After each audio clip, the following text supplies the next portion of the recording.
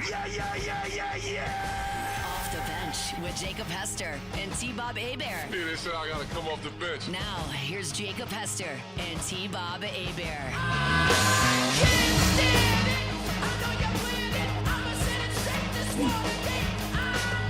Welcome into a Friday edition of OTB. No, I am not Jacob Hester or T-Bob Abear. Jake hard at work. He has a flight at about 9 o'clock this morning. He's heading out to Michigan to cover the Michigan-Penn State game. And then T-Bob probably partying with Mickey somewhere as we speak. He is out, took his fam to Disney World for a little Halloween trip out there. So we are hanging out right along with you for this Friday morning. Taylor Sharp here with you in the host chair. We got Alondra Villarreal as always. And then filling in for me, who just did an interesting impression. It's Mr. Jordan Kitchens. Jordan, is that your impression of me? You know, I don't want to say this, Taylor. You can be honest, dude. You're my guy. I wouldn't necessarily say it's my Taylor impression, but I give a lot of influence from you. I say that. Okay. So is that just like anybody like me, or is it specifically me? We all know what Jordan's getting at here. Well, hold on, Alondra. It's early. You know, we're trying to have a good Friday. We're not trying to sit here and become at odds now. We're not trying to do that. I'm not trying to be at odds. I'm just saying we all know what you're saying.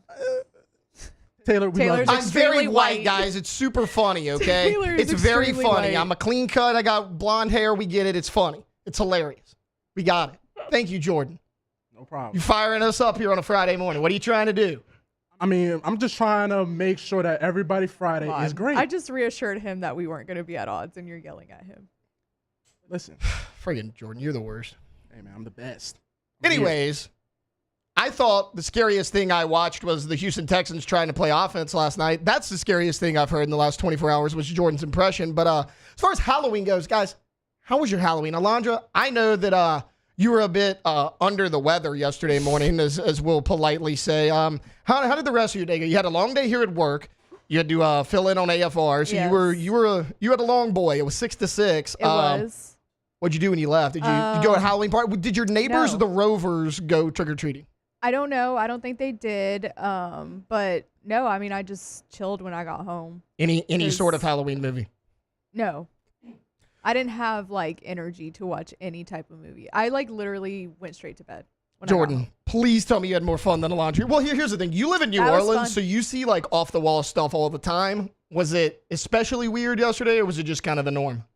I hate to be a Debbie Downer, but it was a lot of rain and a lot of lightning yesterday in New Orleans. So nobody knocked on my door. I didn't really see no kids really trick or treating last night, unfortunately. Hate to say that. Okay, we'll tell you what we'll do. Since you two are terrible, we'll go ahead and recap my Halloween night. Didn't rain a ton in Walker. Pretty much held off till after trick-or-treating, which is awesome for the kids. Because I was sitting there thinking, I'm sitting on the front porch. Oh, and Jordan, I got the whole setup, right, guys? I got 2 baskets of candy. I mean, we are ready to go. We are handing it out left and right. Because I got what type 2 of candy?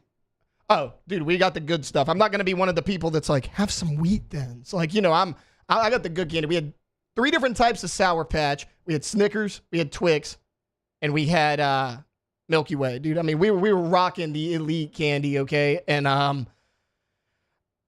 look, guys, it was a great Halloween. I mean, it should have been invitation only at my house. About 12 people showed up at my house last night. I'm not really sure why. But Alondra, this says a lot about me. I watched Scared Shrekless for the second night in a row. No, you did not. I did. And again, this was Victoria's idea.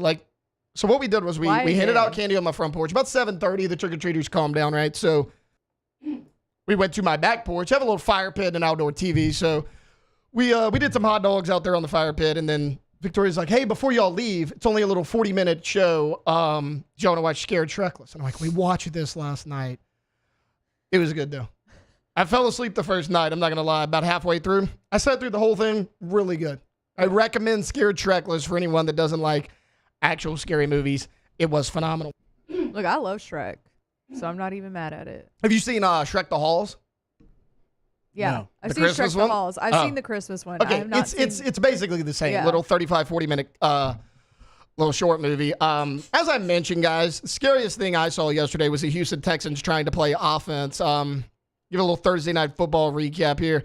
The Jets actually win a game for once. It was 21-10 over the Houston Texans. This Texans team is so banged up. I mean, Nico Collins continues to be out. He's been out for a number of weeks. Stephon Diggs, it was announced this past weekend that he is out for the remainder of the season. I mean, you basically have Tank Dell, and then Dalton Schultz can make things happen for you, but for some reason, him and C.J. Stroud have not been on the same page all year long. I don't know if this gives the Jets fans a false sense of hope, because I really think it does.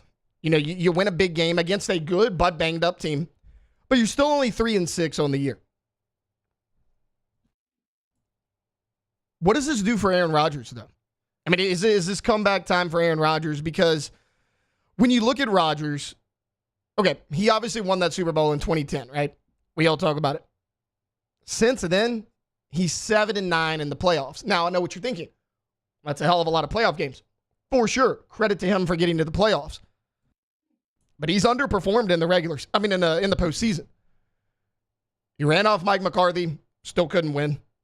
So what did they do? The Packers are like, hey, who do you want? Let's bring in Matt LaFleur. Couldn't win with him, so what does he do? He demands a trade. When he gets to the Jets, he was basically allowed to handpick every single person he wanted on that team. Couldn't win. So what do? You fire Robert Saleh after a 2-3 start.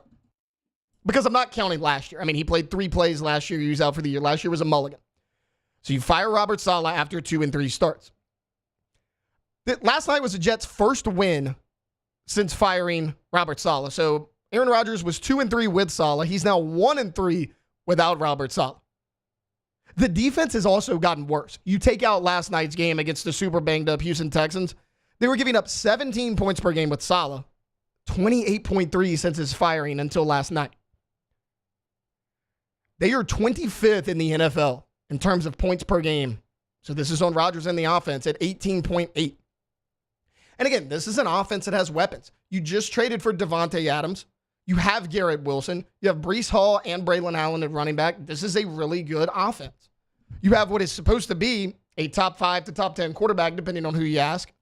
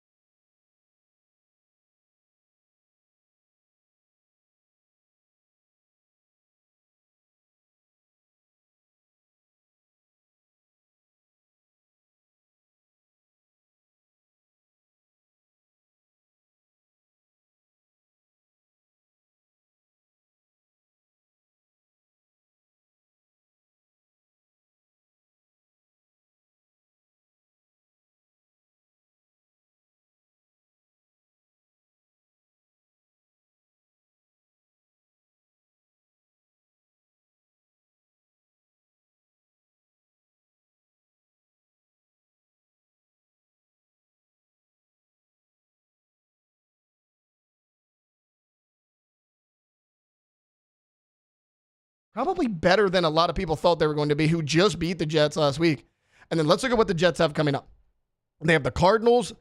The Cardinals haven't been great, but that's a coin flip game. You have the Colts, who I think are going to be a lot better with Joe Flacco than they were Anthony Richardson. You have the Seahawks. That's another coin flip game. Now, the Colts and Seahawks are both at home. Then you have Dolphins, Jaguars, you're fine there, but Rams, Bills, Dolphins to close things out. I mean, I think at best this team goes 500 the rest of the way. If you're 3-6 to start the season, you give yourself no margin of error for the rest of the season. This team can go 500 the rest of the way. That's great. That is a huge improvement from what they did at the beginning of the year. But, I mean, I think you have more problems than just, let's fire our head coach and everything's going to work out. Things haven't come together for Aaron Rodgers like they were supposed to in New York. Now, this was arguably his best game of the year. I think without question. If he can continue to do this, he's going to give them chances to win, but I don't see this team making a run.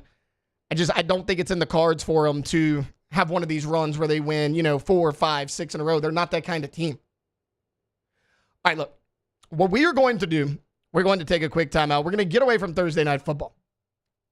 We're going to talk a little LSU football. Some big-time news broke yesterday afternoon about one of LSU's key players that went down with an injury this year. He is returning to school for another year. He was able to get that medical red shirt. We'll talk about that when we get back here on Off the Bench. Off the Bench. All right, go to getgordon.com. Getgordon.com. That's Gordon McKernan Injury Attorneys. And on that website that we give you every day, you can do a lot. You can check out cases that they can handle for you in the courtroom. You can find past client results of what they've done in the courtroom. You can actually have a chat right there with an online agent. As soon as you go to the homepage, it's going to pop up. So any question that you might have. You also can set up that free consultation right there on the homepage of the website. Now, if you want to see what they're doing in the community, remember they're always doing something here in Louisiana, not just here in Baton Rouge, but throughout the state. So you go to any major social media, at Get Gordon is always going to be the handle to see what they're doing in your community, see what they're doing with your favorite athletes throughout Louisiana. And as always, if you've got a question, you need more information, you pick up the phone. It's your area code in Louisiana, followed by 888-8888. Get Gordon and get it done.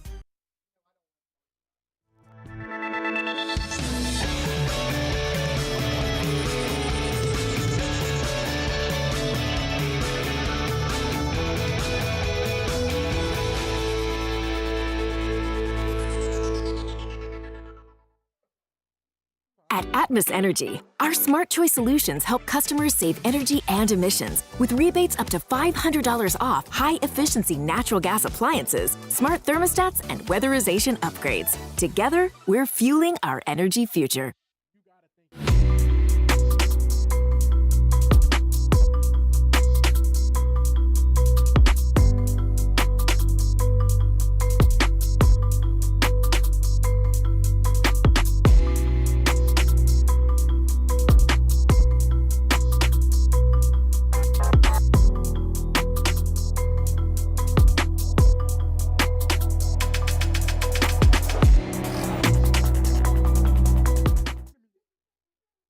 Breck teamed up to reimagine your parks, and you imagined big.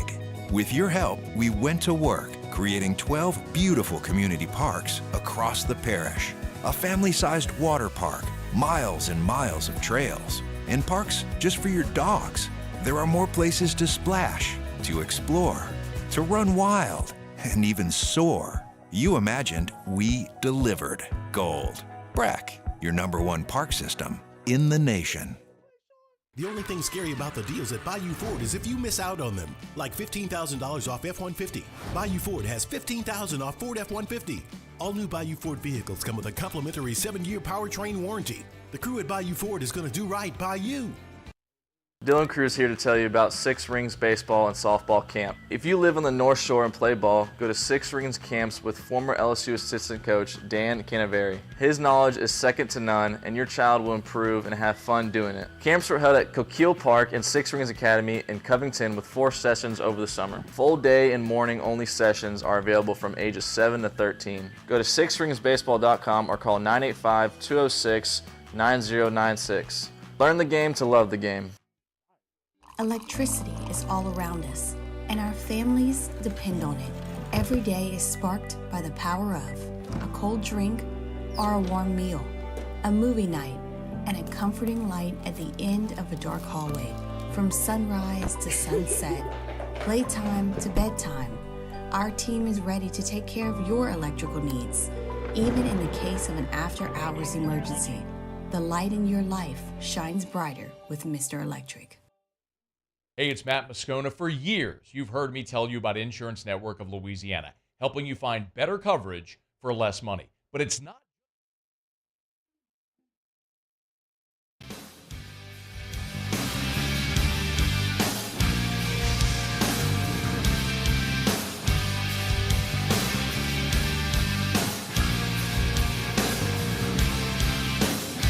Welcome in to the best morning sports-ish show around. Off the Bench with Hester and T-Bob.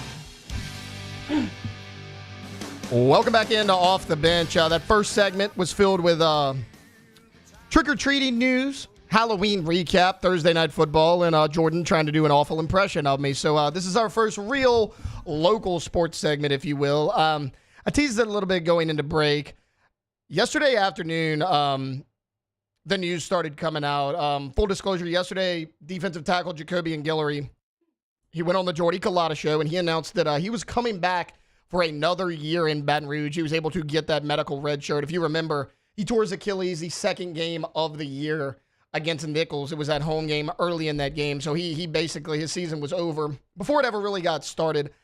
I think this is big news for the LSU Tigers. Because what did we talk about coming into the season? We don't know how deep this room is going to be. We think it lacks a little bit of top-end talent, but you have a veteran presence like Jacoby Guillory to lead the way for you. Now, obviously, his junior year was his best year. 27 tackles, 11 pressures. That was all in 2023. This year was actually his 5th year of college football. But again, he was able to get that medical red shirt. I love this for Jacoby Guillory, one, because, you know, he's a guy that's from the state of Louisiana up there in Alexandria. He was highly rated coming out of high school. I mean, he was pretty much a consensus 4-star player. Now, he came in a little bit raw, a little bit overweight. I mean, he's a big guy. He had to wait his turn. This season was supposed to be his breakout year. All offseason long, we said, you need those 2 interior starting defensive linemen. Who's going to be next to Jacoby Guillory? We knew he had that spot locked down. But it's not just big for Jacoby Guillory, because I don't want to say it's a good thing, but it actually helped you develop these players quicker than you probably would have in terms of Jacoby Guillory going down. You get a talented player back in the rotation. You get the experience with the D-line. But let's look at what you have coming back next year. We have JVR Suggs coming back, who, while he hasn't played a ton of snaps, you know, he's a 10 to 15 snap per game guy. He's probably been your best interior pass rusher. 6'3", 295. He's eligible to come back for another year. Kimo McInneal, 6'4", 297. Ahmad Bro, who has really exceeded everybody's expectations. If you remember coming in, Ahmad Bro was a defensive end in high school, about 245, 250. He had to put on close to 40 pounds of weight, got up to 285. He's been really, really solid at that defensive line spot. He's only going to continue to get better, because not only was he not ready mentally for the college game because he's a true freshman, he had the physical limitations as well, playing a new position, having to gain all that weight, learning how to play with that additional weight. And I thought he's done an excellent job. I mean, I think out of all the freshman defensive linemen, he's been your best guy this year. Speaking of freshman defensive lineman, Dominic McKinley. I mean, he was the 5-star. He was the guy in the class that you were like, if this guy can hit, he might be the biggest get in this entire class. I mean, he's 6'6", 315. Now, Jacoby Guillory is 320 pounds. You don't have anybody on this defensive line that is 6'6", though. And the last player that was that size and that physically imposing was a Mason Smith. Now, it didn't work out for Mason, you know, for a number of reasons, one of which being injuries. But if Dominic McKinley can figure it out, he's a little bit raw this year, he could be a big guy in the rotation for you next year. Sean Washington's coming back, 6'4", 298. And then Demarion Johnson, who was a highly recruited player out of high school last year. He's redshirting this year, obviously. He's 295 as well. So your 2 concerns coming into this season was lack of experience and lack of size, really. I mean, you had JVR Suggs, who was hovering around 300, and then you had Jacoby Guillory. Again, Ahmad Bro had to put on weight. Kimo McInneal moved from O-line to D-line, so you were really unsure about your depth. Getting Jacoby Guillory back, you get a guy who's been in the program a number of years. You get a guy that has a lot of experience. But what you also get is him back with all these other guys that had to step up due to his injury. JVR Suggs, Ahmad Bro, Sean Washington, Dominic McKinley. It's big to get that experience back, because right now, who are your 2 starting defensive linemen? Defensive tackles on the interior. Gio Paez, who's really been your most consistent defensive tackle. I mean, he has been a godsend to this defensive line. And then next to him, because of the Guillory injury, because of, you know, having to shake up the rotation a little bit, Paris Shand has been a guy that's been inside a lot this year. He's gone as well. This is his last year at LSU. In all likelihood, you know, this day and age in college football, you can come back for another year, and a lot of people really don't know why. But for the most part, you have to assume that Paris Shand and Gio Paez are moving on after this year. They are out of eligibility. So you lose your starting defensive tackles.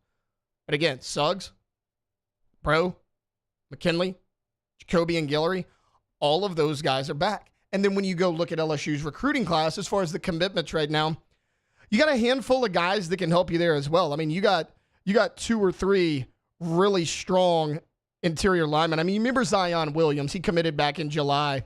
He's 6'4", 330. Jacoby and Guillory has the size. Dominic McKinley has the size. So again, you're getting big bodies. You're getting talented players, but you also have a good bit of experience coming back as well. I think you can actually be better there next year than you were this year. And that's a testament to Bo Davis. It really is, because if I would have asked you or Alondra or Jordan or anybody that follows and covers LSU, what is LSU's biggest weakness coming into the 2024 football season? Defense. I would bet almost unanimously defensive line would have been the answer. And it really hasn't been a weakness for you. Now, there hadn't been a ton of flash plays, except off the edge. I mean, Savion Jones and Braden Swinson have been excellent. But those defensive tackles have held their own. And, there wasn't a ton to work with as far as experience. And then you lose your most experienced guy, Jacoby and Guillory, after only 2 games. Bo Davis has done an excellent job in that regard. You also have Walter Mathis coming in. Now, he's a guy that's 6'2". He's only about 285. He's a highly recruited guy. I mean, that Walter Mathis just sounds like an LSU Tiger. They have high hopes for him as well. So you're bringing in the talented guys. The young guys from this year, again, because of Guillory, had to play a lot more than you thought they would. So they're gaining valuable experience. I mean, Ahmad Bro is getting big-time snaps in SEC games. Then you get a Guillory back that adds another body that's still your most experienced guy. He's a leader on that defense. I think this is great for the Tigers. I think it's great for Jacoby and Guillory. While we had question marks going into this season at the defensive line, you have Bo Davis. You're getting all these guys back, and you're bringing in some talented freshmen. I think your defensive line can go from a question mark to possibly a position of strength going into next season. All right, look, we're going to cut this segment a little bit short. We're going to take a timeout. When we get back, we're going to be joined by Jace Lejeune of Gridiron Football. He's going to hop on with us. We're going to preview, we're going to put a final button on LSU versus Texas A&M, take a deep dive into LSU versus Alabama, and then Jace handles a lot of recruiting and a lot of high school football. We'll talk that as well. That's coming up here on the other side on Off the Bench. Off the Bench. All right, go to All-Star Toyota of Baton Rouge.com, All-Star Toyota of Baton Rouge.com. If you want to buy a new vehicle, they have got something for you. And it doesn't matter what you're looking for or what your needs are, they're going to be met. It's like we say every single day. Sedan, hybrid, midsize, full-size SUV, multiple trucks, Sienna minivan. They have got you covered. T-Bob right now on the road all the way to Orlando. Sienna minivan set up for him and his crew. It can be for you as well. Now, buying new, as we always say, yeah, sure, everything's going to be available. But leasing, sometimes you just get a couple of options. Everything's available over at All-Star. Same thing in the rental department. If you need to rent a vehicle to go watch the Tigers play in Gainesville here coming up in a couple of weeks, they have got you covered. Go to the website today, All-Star Toyota of Baton Rouge.com. The only thing scary about the deals at Bayou Ford is if you miss out on them. Like $15,000 off F-150. Bayou Ford has $15,000 off Ford F-150. All new Bayou Ford vehicles come with a complimentary 7-year powertrain warranty. The crew at Bayou Ford is going to do right by you. Dylan Cruz here to tell you about Six Rings Baseball and Softball Camp. If you live on the North Shore and play ball, go to Six Rings Camps with former LSU assistant coach Dan Canaveri. His knowledge is second to none, and your child will improve and have fun doing it. Camps were held at Coquille Park and Six Rings Academy in Covington with 4 sessions over the summer. Full day and morning only sessions are available from ages 7 to 13. Go to sixringsbaseball.com or call 985-206-9096. Learn the game to love the game. The Windsor Senior Living Community in Mandeville, Louisiana is a beautiful, vibrant apartment community geared towards seniors. They are nestled right in the heart of Mandeville, where seniors live a more carefree lifestyle in spacious apartments with the peace of mind that comes from having a little extra help. Call the Windsor at 985-624-8040 to schedule a lunch and tour. Come see how the Windsor can be your passport to peace of mind. Breck teamed up to reimagine your parks, and you imagined big. With your help, we went to work, creating 12 beautiful community parks across the parish. A family-sized water park, miles and miles of trails, and parks just for your dogs. There are more places to splash, to explore, to run wild, and even soar. You imagined, we delivered. Gold. Breck, your #1 park system in the nation. Jerry and Benny Payne began Central Plumbing Company out of their driveway in Tanglewood subdivision. 50 years later and 4 generations down the road, we continue to serve Baton Rouge and the surrounding areas for all of their plumbing needs.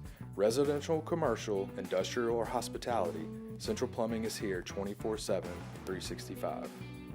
We want to thank our customers, family, and friends for 50 years of success. And looking forward to 50 more. I've been doing business with Luba for 25 years. They're dependable, trustworthy. It's just the attention to detail with our clients. Our folks have years and years of experience.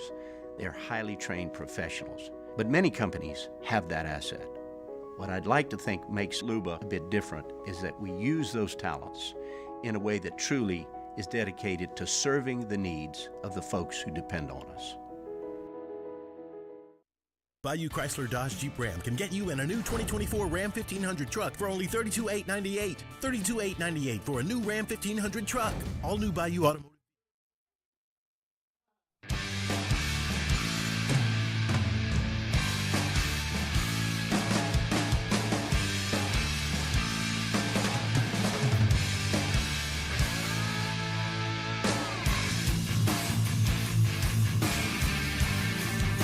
Welcome back to the 9th-ranked morning sports show in America. Off the bench. All right, go to PECbuilt.com. PECbuilt.com. That is the website for Pinnacle Exterior Construction. Pools, outdoor living spaces, any kind of fence, bulkheads. They do it all. They do it residential and also commercial, right? They build the spaces. You build the memories. Something else that they can do that we talk about all the time is the artificial turf space that you can put. Now, like if you own a business and you're like, hey, we want this area to be kind of a family area and we want to make sure that the kids can play and it's not muddy and we got this turf and it looks nice and it's always set up. Well, you can do that.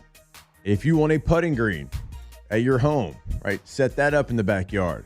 Certainly can come in, they can do that. If you want a space to work out in your backyard, like, right, you don't have to worry about the rain. You don't have to worry about the mud. You've got this nice, incredible space. They can do that for you as well. PECbuilt.com. All right, welcome back into Off the Bench. Last segment, we talked about Jacoby and Guillory. For those of you who missed it, he is returning to LSU for another season after tearing his Achilles week 2 against Nicholls State. So that's big news for the LSU defensive line. Right now, want to be joined by my guy, Jace Lejeune of Gridiron Football. Jace, what's going on, man? Nothing much, Taylor. Always a pleasure, my man.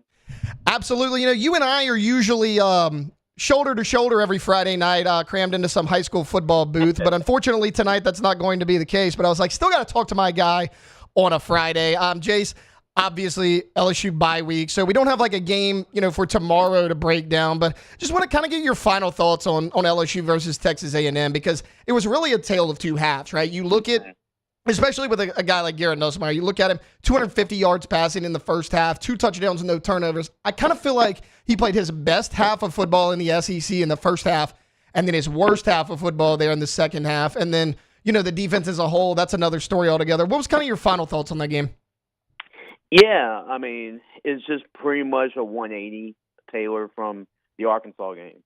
If you think about it, LSU was playing great complementary football in the Arkansas win. I mean, offense was clicking. You're able to get some help from the running game to really help Garrett Nussmeier make better decisions throwing the football. And when Garrett Nussmeier's on, he's on. I mean, he's as good as it gets in the SEC. But that just comes to show you how much of a good running game could help him. Really, this game got away because LSU could not run the football. I mean, averaging 1 yard a carry. And Garrett Nussmeier, as a gunslinger as he is, he wants to make things happen anyway, even with a good running game.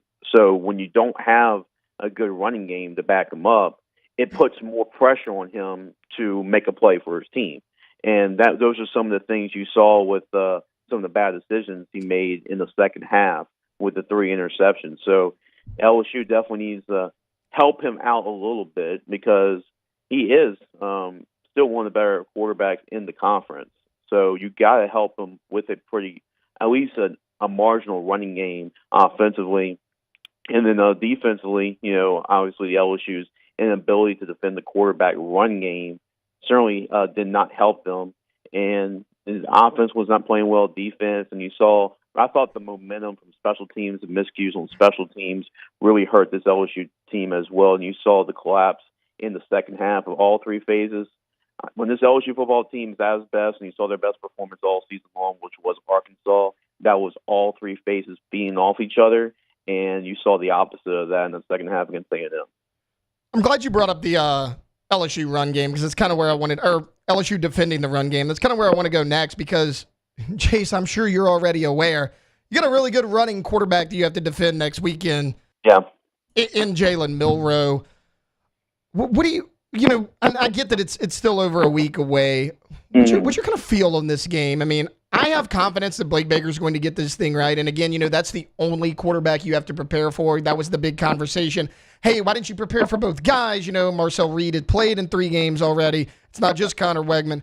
It's just Jalen Milroe at Alabama. So I think he'll get that squared away. But as far as your initial thoughts, how do you think this game's going to go? Yeah, I actually feel pretty good about it. Even though it was after LSU's worst second half or half of football they played all year long, I thought it was more of a wrench into the game plan with Marcel Reed coming in. Now, I think LSU was aware of him. They just were surprised of him coming into the football game, thinking Connor Wegman was going to be the guy the entire time. And I think Tim coming in kind of threw a wrench in the game plan. I thought it was more just doing that, throwing a wrench in the game plan with another quarterback going into the football game. Blake Baker, they're going to prepare. At this LSU defense, they will prepare for Jalen Milroe. And LSU played Taylor Green earlier this year, and he's a running quarterback from Arkansas, and actually defended him pretty well. So coming to a full week, really 2 weeks, to prepare for a quarterback like Jalen Milroe, they will prepare for that. And I'm not too concerned about them being able to defend the quarterback run game because they got 2 weeks to prepare for it. It's not like a similar situation with Connor Wegman when Alabama has a pocket guy and they have a dual threat guy. They have Jalen Milroe and they're going to lean on Jalen Milroe. So they're going to have to defend the quarterback run game. And if LSU, they still have a chance for the college football playoff and moving forward, Taylor, they're going to be playing a lot of running quarterbacks too that have the ability to run. Diego Pavia for Vanderbilt. Jackson Arnold can run the football. If needed, he can scramble around. So they're going to have to do that in order if LSU wants to accomplish their goals at the end of the year. Thanks for bringing that up because, I thought Halloween was over, but Diego Pavia scares the crap out of me. That game just became a lot more interesting than we thought it was at the beginning of the year. But, Jason, to your point, it really does start and end with Jalen Milroe, right? Because obviously they have good running backs, Justice Haynes, Jam Miller, but this team has faced a lot of good running backs. They've faced Rocket Sanders at South Carolina. You had Jaquindon Jackson at Arkansas, and you would shut down Le'Veon Moss for the most part in the first half until you put in Marcel Reed. So as far as that traditional running game goes with the running backs, I really think LSU's been fine there. Jace, I think a godsend to this defense has been Zy Alexander because let's say you shut down a Jalen Milroe, right? He's going to have to put the ball in the air. Ryan Williams is obviously a very good weapon. He's, one of the best freshman wide receivers, if not the best freshman wide receiver in all of college football. But Zy Alexander, his ability to shut down players and really take away one side of the field. It took me a quarter and a half to really realize Zy Alexander was even playing against Arkansas. That's how good he looked out there. What has a guy like that brought to this defense? It's huge. It's huge, Taylor. He's actually been one of the most underrated players on this whole football team. Having him back 100% healthy, you knew in the fall that he was the best cornerback option they had. But with the injuries he suffered last year, you had to ease him back in it. That's why you didn't see a lot of him during the fall because they were easing him back in from the injury he suffered last year. But when he's healthy, he's the best cover corner on this football team, and you've seen it. Like you said, he's shut down half the field. He's been that good this year, and we haven't really seen LSU get beat in the passing game. If anything, defensively, it's been gashes in the run game. So what he's been able to do, what Ashton Stamp's having been a really good sidekick for him as well, they've really solidified the cornerback position. Last year, it was a rotating carousel last year at the cornerback position. Now, it feels so much more comforting to Blake Baker to be aggressive, to use these aggressive schemes to go after the quarterback, knowing that you have a guy like Zy Alexander that you can trust on and count on every single time. And that's really helped. Zy Alexander's play has really helped the vast improvement from this defense. You know, to me, it's as good as he's been, like you mentioned, he's definitely been the best cover corner on this team. He's kind of shut down one half of the field. To me, the biggest impact he's made is for a guy like Sage Ryan, Jace, because if you remember, Sage Ryan, 5-star safety coming out of high school, right? I mean, everybody wanted him. He could have went to any college in the country. He chooses LSU, and he's had kind of an up-and-down career. Now, you know, a lot of that is him playing out of position. I mean, he came in, he had to play the nickel position, like off jump. Last year, out of necessity, he had to play outside corner, which he had really never played. Having Ashton Stamps, who's been really good on one side, Zy Alexander on the other, that allowed Sage Ryan to move back to safety. Him and Major Burns, I think, have flourished this year in that Blake Baker system, and a lot of that is because of Zy Alexander. I agree. I totally agree with you. And, I think Zy was that missing piece for this defense because last year before he got hurt, I mean, he was playing like their best cornerback, and he was playing really good football right before the Alabama game, and that's when he got hurt. So getting Sage playing at safety, and I feel like right now, Taylor, that Sage Ryan is playing his best football he's ever played. I mean, when Sage, putting him at safety, putting at Major Burns at that star position where Major can thrive because he's always been great around the line of scrimmage. Having a covered cornerback like Zy Alexander will allow those guys to play those positions. So allow Sage Ryan to play safety, and you can tell he's playing much more comfortable back there, much more free back there, and having a guy like Major Burns, getting that puzzle piece, they didn't have that at the cornerback position the last couple of years, which is crazy to think because when you think of LSU, you think of DBU. But being able to have that cornerback and having a guy like Corey Raymond come in and help shore up that cornerback room too has really helped. So it was like the missing puzzle piece, and having Zy healthy and being able to put him in that cornerback spot has allowed the rest of the pieces to be able to move freely. Jace Lejeune of Gridiron Football, our guest right now. Jace, while LSU doesn't have a game tomorrow, there are a ton of just high-caliber high school games in the area tonight, a couple of which are for district titles. Let's start with right down the road, U-High versus Madison Prep. Obviously, if you're an LSU fan, you're keeping an eye on Lamar Brown and Keelan Moses, the two LSU targets. What are your thoughts on that one?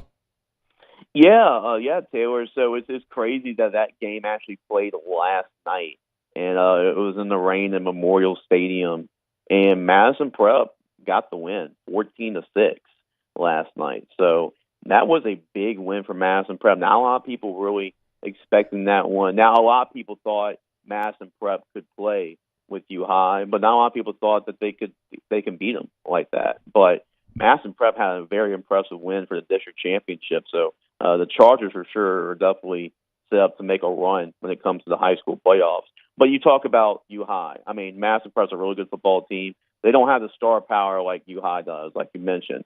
And Keelan Moses, he's been out for a couple of weeks. He's been dealing with an injury, so we'll see if he rests up and gets back for the playoffs. But you know, he's as committed as there is to LSU. I mean, he's the leader of this recruiting class, the 2025 recruiting class, and he's really been the focal point for being able to recruit this historically really good LSU recruiting class. And you talk about Lamar Brown. Well, for him, I know Texas A&M, it was a great week for Texas A&M for Lamar Brown because he was on campus. He was on a visit for LSU and A&M. And he even said that right now, if there is number one, you know, this is still a long process. He's still an underclassman. He's still got another year left. But in this process right now, if it ended today, Lamar Brown did say he'd lead towards Texas A&M. So it's still going to be a back-and-forth battle with a guy like that. It's not over by any long shot, but it's going to be one of those things where, you know, it's going to be whatever team impresses them by the moment, and right now it's A&M. Speaking of Lamar Brown, you know, if you ask a number of people, you'll probably get a bunch of different answers about where they like him best as far as the O-line or the D-line. You're somebody who follows recruiting very closely. I mean, I know certain schools want him at O-line, certain want him at D-line. Where do you like him the best? I mean, where do you think his best opportunity to make an impact at the next level is? I really like him on the offensive line. I agree. I really like Lamar Brown on the offensive line, especially at tackle, because he's like your prototypical athletic, big, long offensive lineman. And I've seen him block in the open field, and he's just mauling guys. I mean, it's like Michael Orr, from the blind side. He's bringing linemen to the opposite, like driving them outside the stadium. That's how good he's been. He can play defensive line too. Don't get me wrong, but I think his future and the way I see him and how he plays, I think it's more on the offensive line with Brad Davis being able to develop him. You can definitely pitch that to him. You have 2 first-round tackles already in Will Campbell and Emory Jones, so being able to pitch him that, I think that's going to be satisfying to hear if you're Lamar Brown. All right, moving on to a game that comes up tonight. It's a game that you and I would normally be covering, but it's at Dunham, so we're going to sit this one out. The Episcopal Knights versus the Dunham Tigers for the district title. And, this is another one that's big for LSU fans because Dunham's got a quarterback. Tell me if you've heard this name, Jace, Elijah Haven, who everyone seems to be, just raving about. What have you seen from Haven? How do you think he performs tonight? And how do you like LSU's chances? I get it's a ways off. He's 2027, but LSU's offered a handful of 2027 guys lately. I mean, they offer Elijah Haven. The very next day, they offer Colton Nussmeier, Garrett's little brother, and then Peyton Houston gets an offer as well. All 3 of these guys in 2027. I mean, how do you think he projects as well as those other guys as their high school career goes along? Yeah, like this year in just Louisiana, in terms of high school recruiting in Louisiana, the 2025 class is a very special one for the running back position. And as you can see, LSU, you need to get at least 1 or 2 commits. Right now, you got 2 commits at the running back position in Harlem Berry and JT Lindsay. Now, the quarterback position of the 2027 class, I think, is going to be just as special. I mean, 2 of them are right now in Louisiana. You talk about Peyton Houston from Evangel and Elijah Haven from Dunham. Elijah Haven, LSU's been on him, just following Elijah a lot really early in his career. LSU has known about Elijah for a long time. Matt House's son went to Dunham. So, I mean, it's just one of those things that they follow him. Joe Sloan has been to his basketball games, seen him play basketball. So they've known a lot about him, and they just had to, continue that relationship before fully give him the offer. And they finally did. Because I did talk to Elijah earlier this year before he got offered by LSU, and he's just loving the relationship he has with Joe Sloan. And, I mean, he's loving, the relationship, the camaraderie that they built. So I really like LSU with Elijah Haven. They're building a lot of steam in recruiting right now from that end. I mean, Colton Nussmeier, I mean, what can you say? I mean, his brother is the starting quarterback at LSU. So he's definitely going to be up there as well. But it's going to be interesting because LSU usually take about maybe 1 quarterback per recruiting class. That 2027 class, you got a couple of different options. So it might not be shocking if LSU does decide maybe to take 2 quarterbacks from that class, as good as that class is.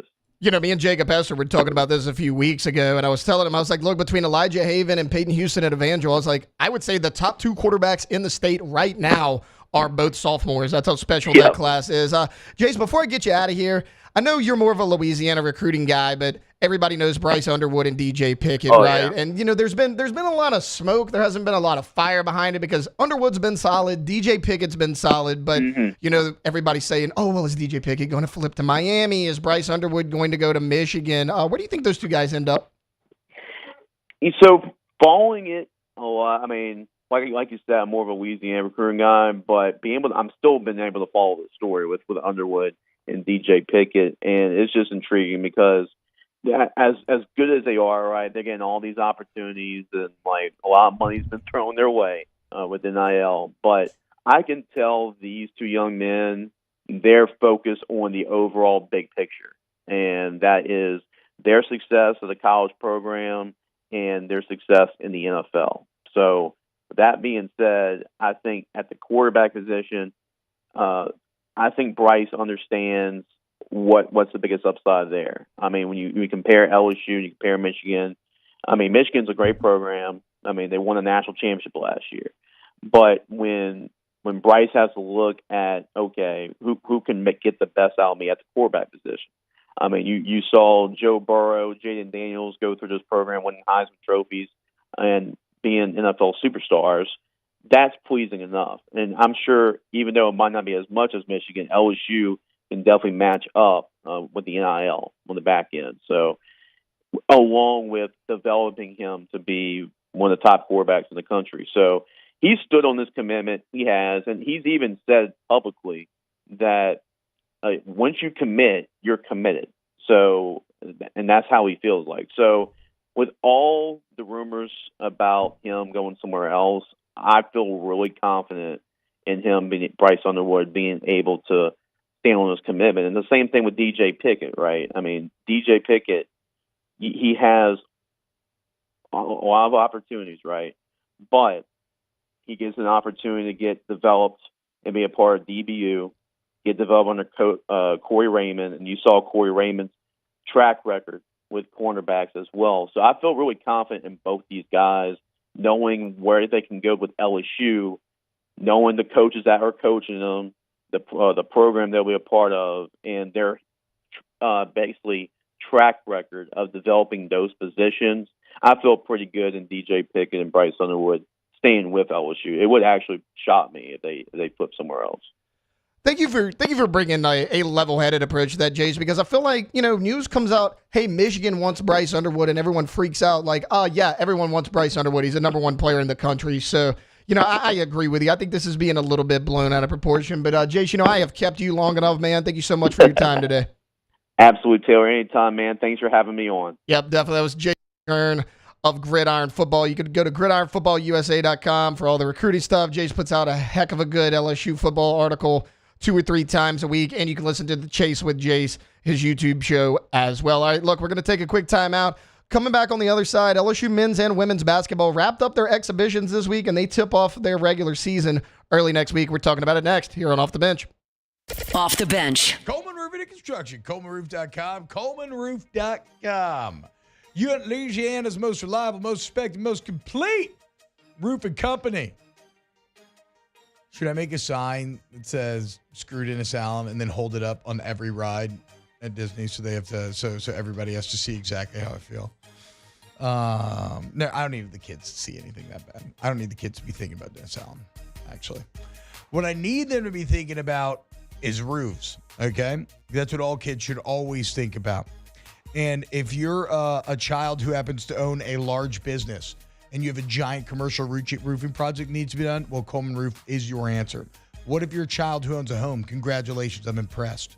But if something goes, let's say you get a hole in the roof, anything like that, maybe some damage. Okay, they fix the interior, they fix the hole. Remember, it's anywhere in the state, it's any type of roof, it's any size project. It's Coleman Roof. ColemanRoof.com, ColemanRoof.com.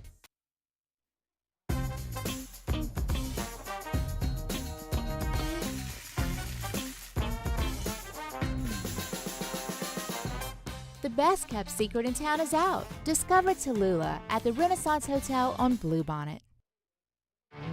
There it is, the extra mile, on the border of expected and extraordinary, for those willing to go further, like vans customized for work or play, with safety and tech to keep you connected, supported by a 5-star sales, service, and finance team, and backed by the 1-star you know. So go the extra mile. It's never crowded, because so few have what it takes to go there. Mercedes-Benz Vans.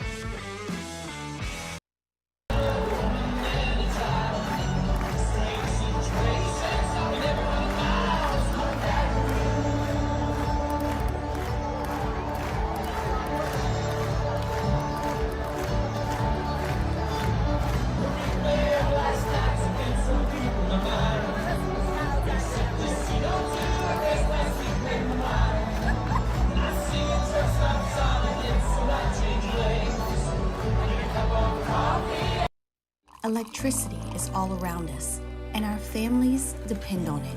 Every day is sparked by the power of a cold drink or a warm meal.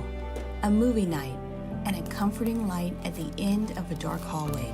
From sunrise to sunset, playtime to bedtime, our team is ready to take care of your electrical needs. Even in the case of an after-hours emergency, the light in your life shines brighter with Mr. Electric.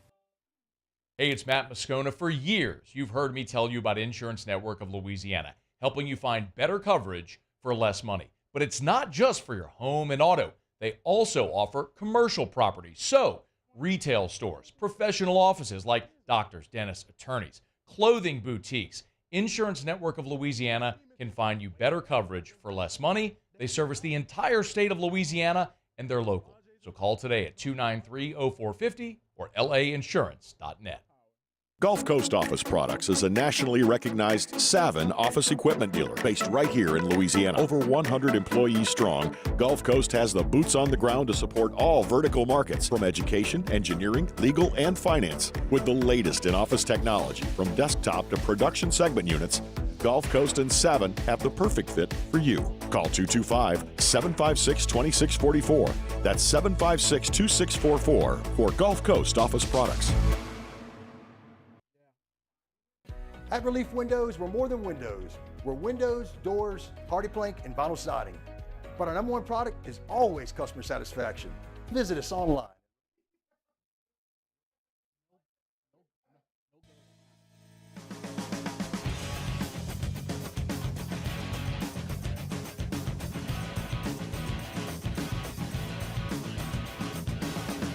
Back to sports talk. Maybe. Off the bench. All right, welcome back into the final segment, hour number one here on a Friday edition of Off the Bench. Taylor Sharp here with you, filling in for Jacob Hester and T-Bob Hebert. Jake out hard at work. T-Bob, well, not so much, but he's out as well.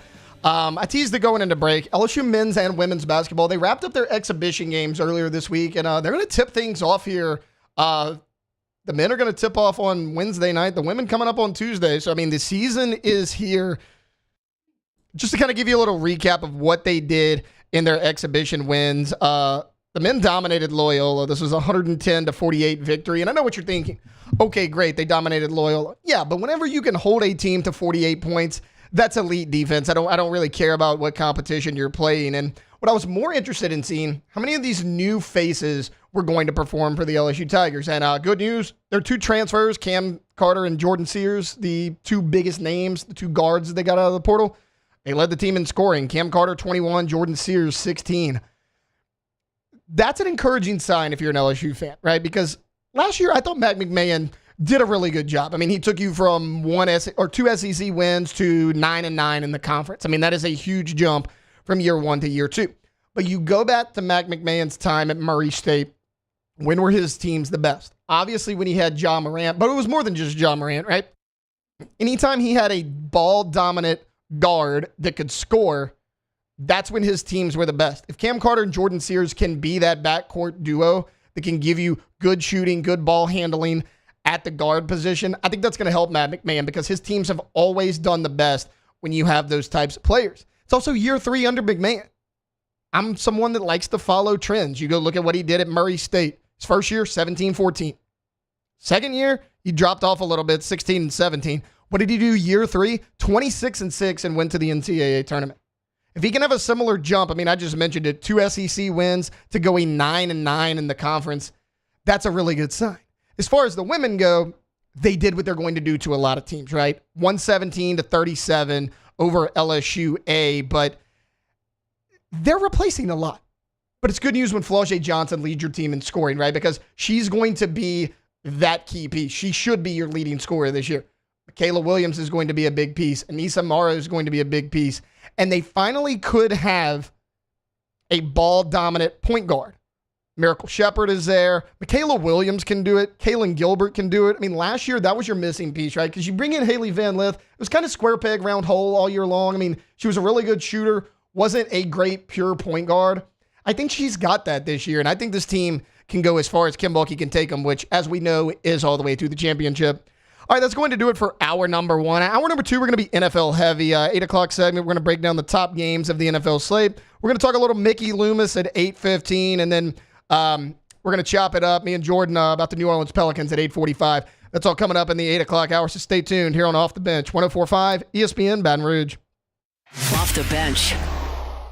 Go to KTZ Window Coverings, KTOZBlinds.com, KTOZBlinds.com. We got Mr. Big, a Lakers fan in the chat.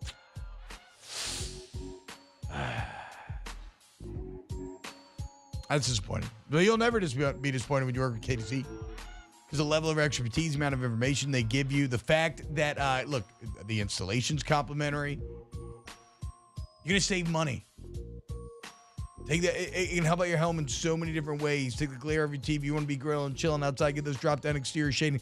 Let them come out to your home, starter home your dream. Doesn't matter. We do all price points. Let them come out and get your home right. KTC.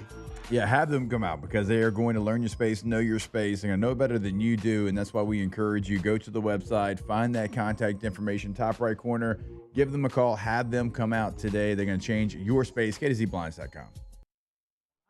Bayou Chrysler Dodge Jeep Ram can get you in a new 2024 Ram 1500 truck for only $32,898. $32,898 for a new Ram 1500 truck. All new Bayou Automotive vehicles come with a complimentary 7-year powertrain warranty. The crew at Bayou Automotive is going to do right by you. When it comes to ending cancer, we push forward, always working together for you. That's why our cancer experts at Ochsner have clinically integrated with MD Anderson Cancer Center. This means advanced cancer care, including access to life-saving clinical trials and integrating care to treat the whole you. Introducing Ochsner MD Anderson Cancer Center. Long live you.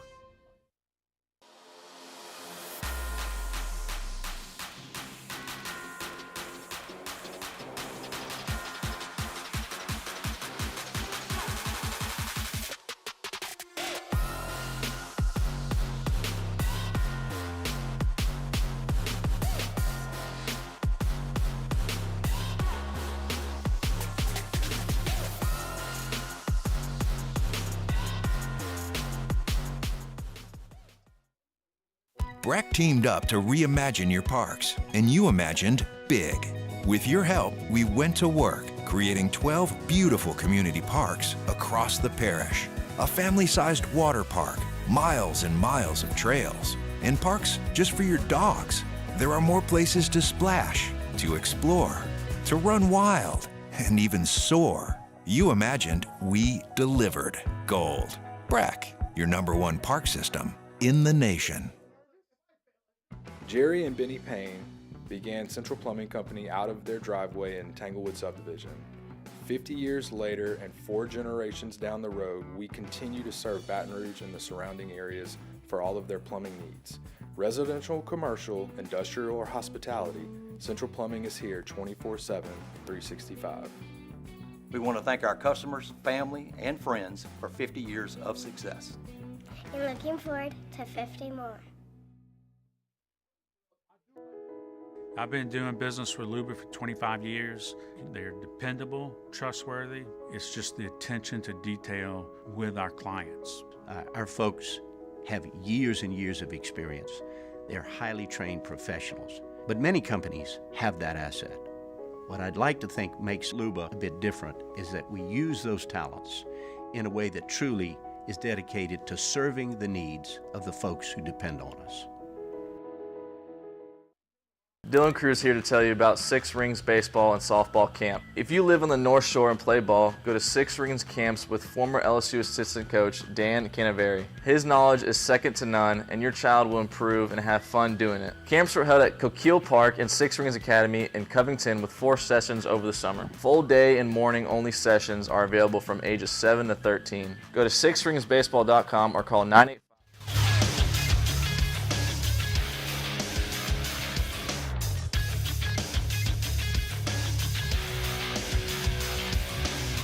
Good morning, Baton Rouge. It is 8 a.m.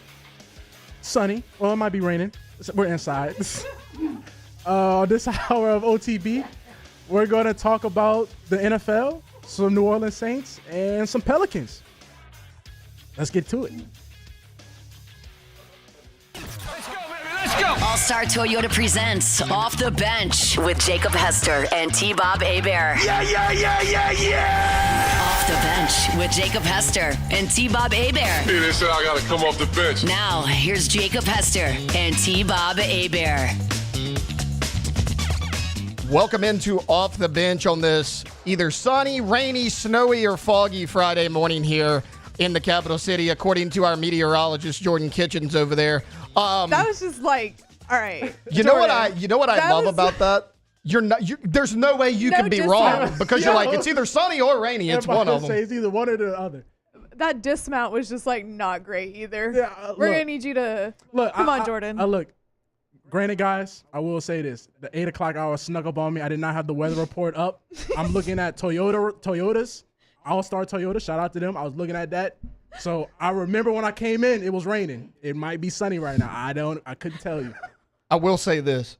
I agree with you on like the weather doesn't have to be like, okay, sure. Let's give the weather as a cool little hour intro. Yeah. If you were getting the weather from me, Jordan, Alondra, or anybody else here on OTB, that's kind of on you.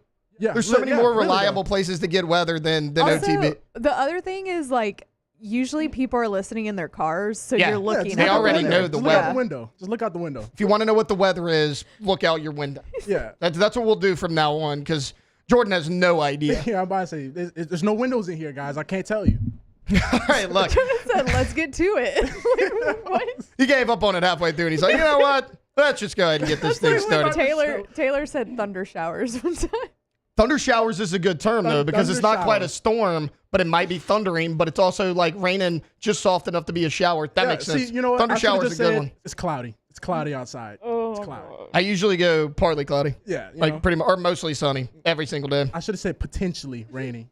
Dude, don't worry about it. There's been times where I'm like, I can't really tell what the temperature is, so I've said like 85, 88, 87 hours, 1, 2, 3. I don't even know. It doesn't really matter. Go with it. All right, look, here in hour 2 of the show, I mentioned we're going to be a little NFL heavy. In just a few minutes, we're going to break down some of the top NFL games coming up this weekend. We're going to talk about Mickey Loomis because, guys, I want Saints fans to stop blaming Dennis Allen.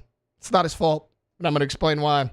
Then we're going to talk biggest surprises, both positive and negative in college football. Me, Alondra, Jordan, we're going to chop that up. And then we're going to talk some New Orleans Pelicans to close out hour number 2 as they have a big game coming up at home tonight against the Indiana Pacers. All right, but like I mentioned, right now I want to dive into some of the top NFL games. We will get the Saints-Panthers. We'll save that one for last, obviously. But I want to kind of dive into, 4 or 5 games that... We want a little music? Yeah. Let's get a little music going, huh? T-Bob always demands she plays he says the old CBS SEC Big Ten music. Yeah, I was just going to do the Thursday night football. That's perfect. Yeah. The TNF story of the day. Perfect. Love it. Yes. The bells. Yes. God, I love the bells so much. Yes. All right, we're going to go Raiders-Bengals first. Guys, the Bengals are fighting for their lives. Okay. They are 3-5, and they have lost a handful of games, including last week, that they should have won. They're going against the Raiders. I get it. The Raiders aren't that great. You have Gardner Minshew at quarterback. They're 2-6. The Raiders actually have a decent defense. They've been scrappy at times this year.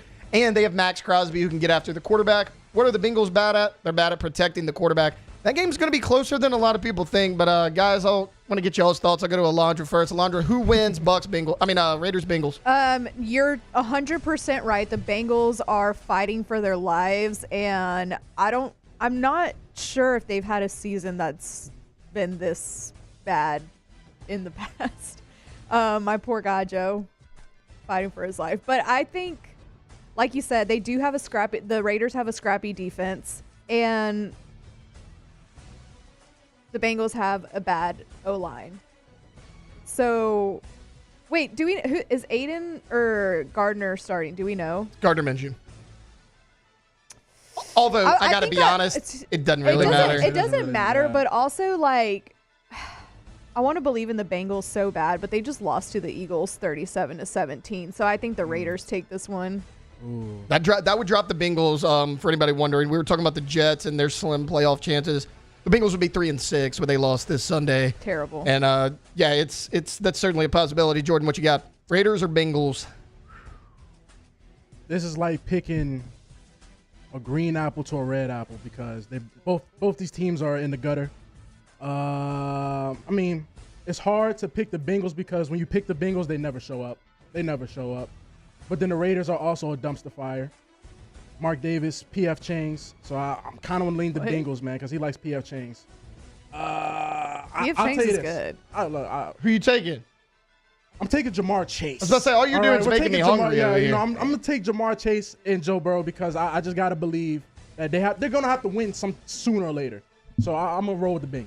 I am also going to take the Cincinnati Bengals in this game for one main reason.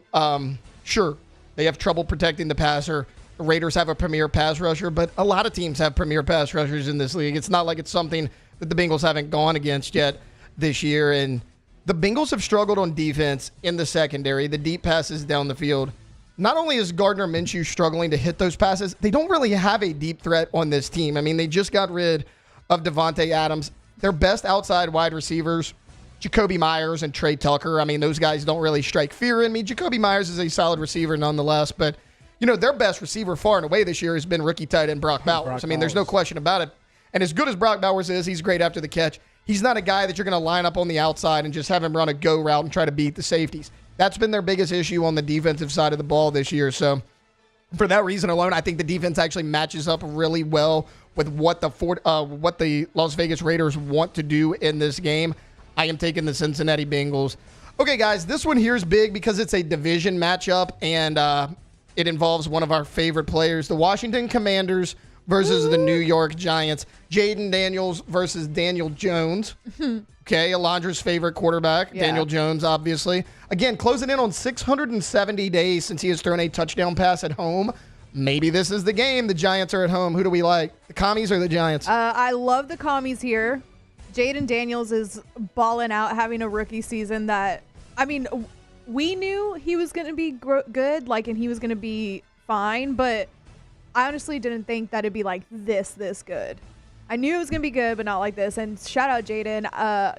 Give me the Commies all the way on this one. So wait, you think Jaden Daniels best rookie quarterback in the league? Yeah. It's almost like Caleb Williams shouldn't have went number one overall. Jordan, who you like? Commanders, Giants?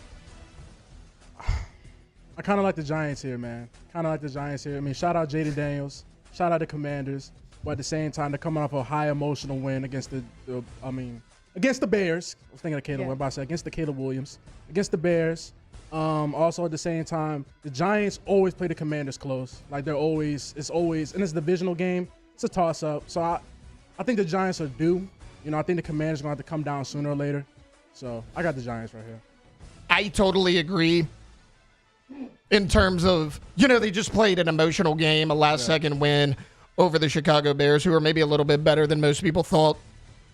And normally I would agree that, hey, they're on this emotional high. They're going to come back down to earth. They're in a letdown spot. I get that. Here's why I'm actually going to go Washington in this game. It's the way they won that game, right? Because what have we seen from the Commanders this year? They do a good job. Their offense is efficient. They get up in games, and then they just allow Jaden Daniels, Brian Robinson Jr., and those running backs to run the ball to get them the win. They had to find a different way to win on Sunday. It wasn't, hey, let's play ball control offense. They had to go out there. They had to throw the ball. Jaden proved that he could go out there beating you passing the ball down the field to win the game as well. Again, he's done that, but he hasn't had to do it in that big of a moment, and he looked as comfortable as ever. So while, yes, they had the emotional win, yes, they could come back down to earth, I think they grew as an offense in a game that they really weren't that great on the offensive side of the ball just because of how that game ended. I am taking the Washington Commanders all the way. Something is just clicking with this team this season. Like, they look great. Dan Quinn seems like the culture there seems like it's great right now, and it hasn't been for a very long time. They don't really, obviously they changed the name, so for a while that team didn't have an identity. It feels like they're starting to get to a point to where they might be able to have one. Well, remember, Dan Quinn is a coach that has had success in this league. I mean, I get it. It did not end how he wanted it to end in Atlanta, but he took that team to a lot of success in the playoffs. Look what the Dallas Cowboys defense is this year without Dan Quinn. Yeah. They were a top 5 defense the last 2 years with Quinn. He's gone. They're a bottom 5 defense this year. And then you look at how great the Commanders play. And Dan Quinn, an underrated coach in this league. Yeah. Okay, Colts, Vikings, 4-4 versus 5-2. Sam Darnold playing a lot better than most people think, even though I think he's going to come back down to earth. But who do we like, Colts or Vikings? Who's home? The Vikings are at home. I think I like the Vikings here. Is it Joe Flacco? Yeah. It is Joe Flacco. I still like the Vikings here. especially at home. Jordan? This one's hard. Because Flacco, he's got every time he plays throwing for 300 yards. Colts have a lot of weapons. The Vikings defense is really good. I don't like the Colts offense a lot. I think the play calling is it's a little spotty, but then you add Flacco to the mix and not Anthony Richardson. There's two different teams. I mean, damn, that's hard, man. It's a toss-up. I really can't even tell you. That's like a flip of the coin game to me. Real flip of the coin. Okay, well, Jordan's not going to make a pick. He's a flip-flopper. Since Alondra took the Vikings, I'm going to go with the Colts. I'll mix it up here just a little bit. It's the Joe Flacco factor for me, like Jordan just mentioned. Yeah. They have a ton of weapons. Jonathan Taylor was coming off of an injury last week. Beast. We were kind of wondering how he was going to do. He had 120 yards rushing and a touchdown. He didn't miss a beat. With Christian McCaffrey out with an injury, I firmly believe Jonathan Taylor is probably the best running back in the NFL right now. He's playing that good. This team's different with Joe Flacco. Look, this is not an exaggeration on my part. Anthony Richardson's one of the worst starting quarterbacks I've seen in a long time. This is a guy that can't do anything. He got sacked 5 times last weekend. He stepped into 3 of them. I mean, just stepped right up into the pocket, into an oncoming defender. The only thing Anthony Richardson can do is chunk the ball 65 yards and just hope and pray that somebody runs under the ball. And you know what? This is good for the Colts, though, because maybe now you'll look at a guy and you'll look at his body of work and not be like, hey, he's 6'5" with a big arm. Maybe we should draft him top 5 overall. Anthony Richardson wasn't good at Florida. I don't know why we expected this to be any different this go-around. All right, guys, before we get out of here, I do want to mention, obviously, the game of the week in the NFL, right? Yeah. The New Orleans Saints and Carolina Panthers battle for the Browns Chargers. battle for the top 5 pick. Cowboys, Falcons. It's in Charlotte. So they're going on the road to the Panthers. The New Orleans Saints, Derek Carr back in the lineup. And for what it's worth, no Andy Dalton this week. It's going to be Bryce Young for the second week in a row. Who do we like? Saints, Panthers? Saints. Oh, I mean, I'll give a little analysis. I mean, both teams stink. Derek Carr's back. I'll take Derek Carr over Bryce Young. Simple. Okay. Yeah, I think if Andy Dalton was in the game, I'd feel a little different about it. Obviously, they're both terrible teams, so it's not going to be a fun game either way. Bryce Young is more terrible than Derek Carr is, so I'm going to go Saints. I'm going to go Saints as well. This is actually our first unanimous one, and no, we are not being homers here, guys. I'm not even a Saints fan. I mean, I am, but it's not like my team. I'm with Alondra. If Andy Dalton was playing in this game, I would feel the other way. Bryce Young is just not a good NFL quarterback at this point in his career. I get it. He doesn't have a lot to work with, but that offense made a 180 in terms of improvement when they went to Andy Dalton. They don't trust him to throw the ball down the field. They do not call deep passing plays when Bryce Young's in the game. I think the Saints get this one done. I get it. People are down on Derek Carr for obvious reasons. He's still better than what you've had. You've kind of, he can get you maybe above water and make you somewhat competitive in this game. Now, they had a lot of injuries, but a lot of them are game-time decisions. I imagine in a divisional game, a lot of those guys are going to tough it out and get back there in the lineup. So I like Taylor. Derek Carr and the Saints to beat Bryce Young and the Panthers. Taylor, before we go, all I got to say is this. Don't let the Saints lose this game.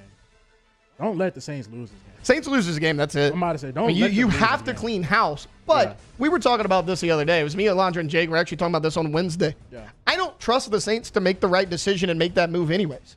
Because, again, you could have made it by now. You're on a 6-game slide. What's the difference between a 6-game slide and a 7? I get it. Yeah. You're playing the Carolina Panthers. They're probably the most horrendous team in the NFL. But lose this game. At this point, does it matter? Oh, it matters. Oh, I'm telling you, do not. The city will burn down. You do would- not lose this game. I mean, I get it, this Jordan, will be but the straw that breaks. I promise you, as a New Orleans resident and diehard black and gold my whole life, they lose this game, I promise you, this will be the straw that breaks the camel's back. I can guarantee you. They lose to the Panthers, this will be the straw that breaks the camel's back. We'll see, man. Yeah, but the I'm willing to thing go out on a limb. is that the Saints organization has told you straight up that they're not going to be making any changes. Oh, I'm not talking about and they're gonna fire also him, like, but this will be the straw that breaks. Like this will be the beginning. Like this is it. Like, I mean, I don't know. They just they've said explicitly they're not going to make any. And like it just at this point, tank the season and get a good draft pick. Not that I think they're going to do anything with the draft pick, but I don't even care at this point. All right, look, that's going to wrap up our NFL pick segment on the lowest of possible notes, talking about Saints versus Panthers, a battle of who can have a higher draft pick this offseason, so that's exciting. When we get back, look, Alondra was just talking about it. Jordan was just talking about it. They're being too hard on my guy, Dennis Allen. I'm going to explain why that's not his fault. We'll hit on that when we get back here on Off the Bench. Off the Bench. All right, go to iticollege.edu, iticollege.edu. That is the website to see the incredible campus and all the things that they offer over at ITI. Now, you can go, to the admissions page on the website. You can go to the programs that they offer right there on the website. You can apply right then and there on the website. Now, one thing we always want to make sure that we do is encourage you to go check out the campus. It is on Airline Highway right here in Baton Rouge. Now, you'll get an idea of what that campus looks like right there on the homepage, but you can schedule your campus tour today. Go see for yourself. It is set up for your success, and there's so many different programs, so many different options for you over at ITI. But if you get a chance, you go walk the campus and you see for yourself. You'll be able to see exactly what the classrooms look like, how you're going to be learning, where you're going to be learning. And again, it is set up for your success. iticollege.edu. Looking for the ultimate game day experience? Come to the Queen Casino in Baton Rouge. Savor game day platters and snacks, plus drink specials at 1717 Kitchen and Cocktail. So come out for game day and let our team make you the MVP. The Queen Casino, where every moment is a win. There it is, the extra mile. On the border of expected and extraordinary for those willing to go further.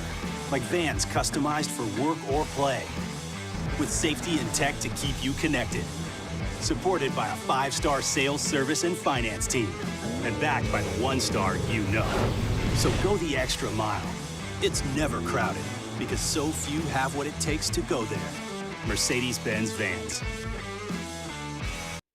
Join us at Pro Dreams in Mandeville for our special event, A Day of Champions.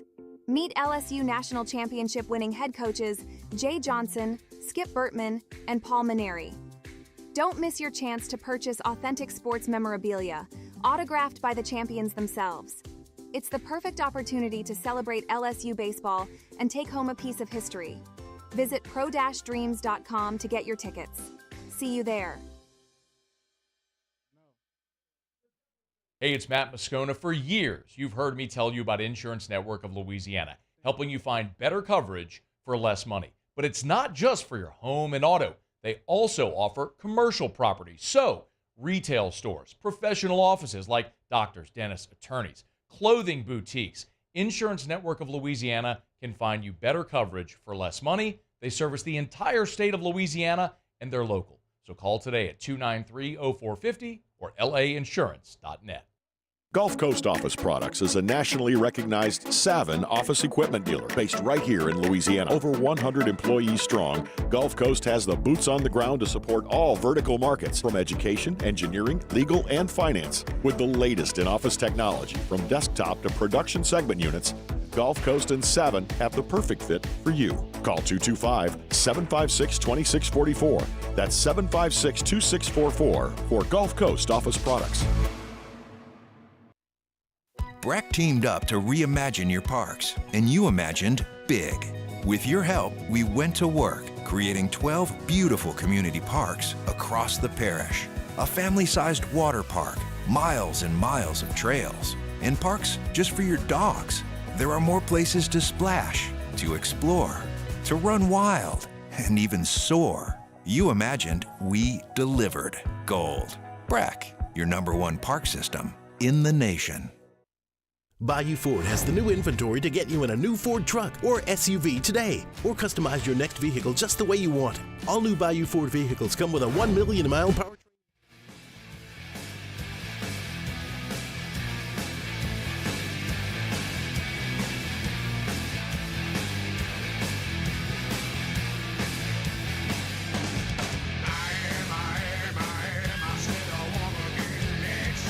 Welcome in to the best morning sports-ish show around. Off the Bench with Hester and T-Bob.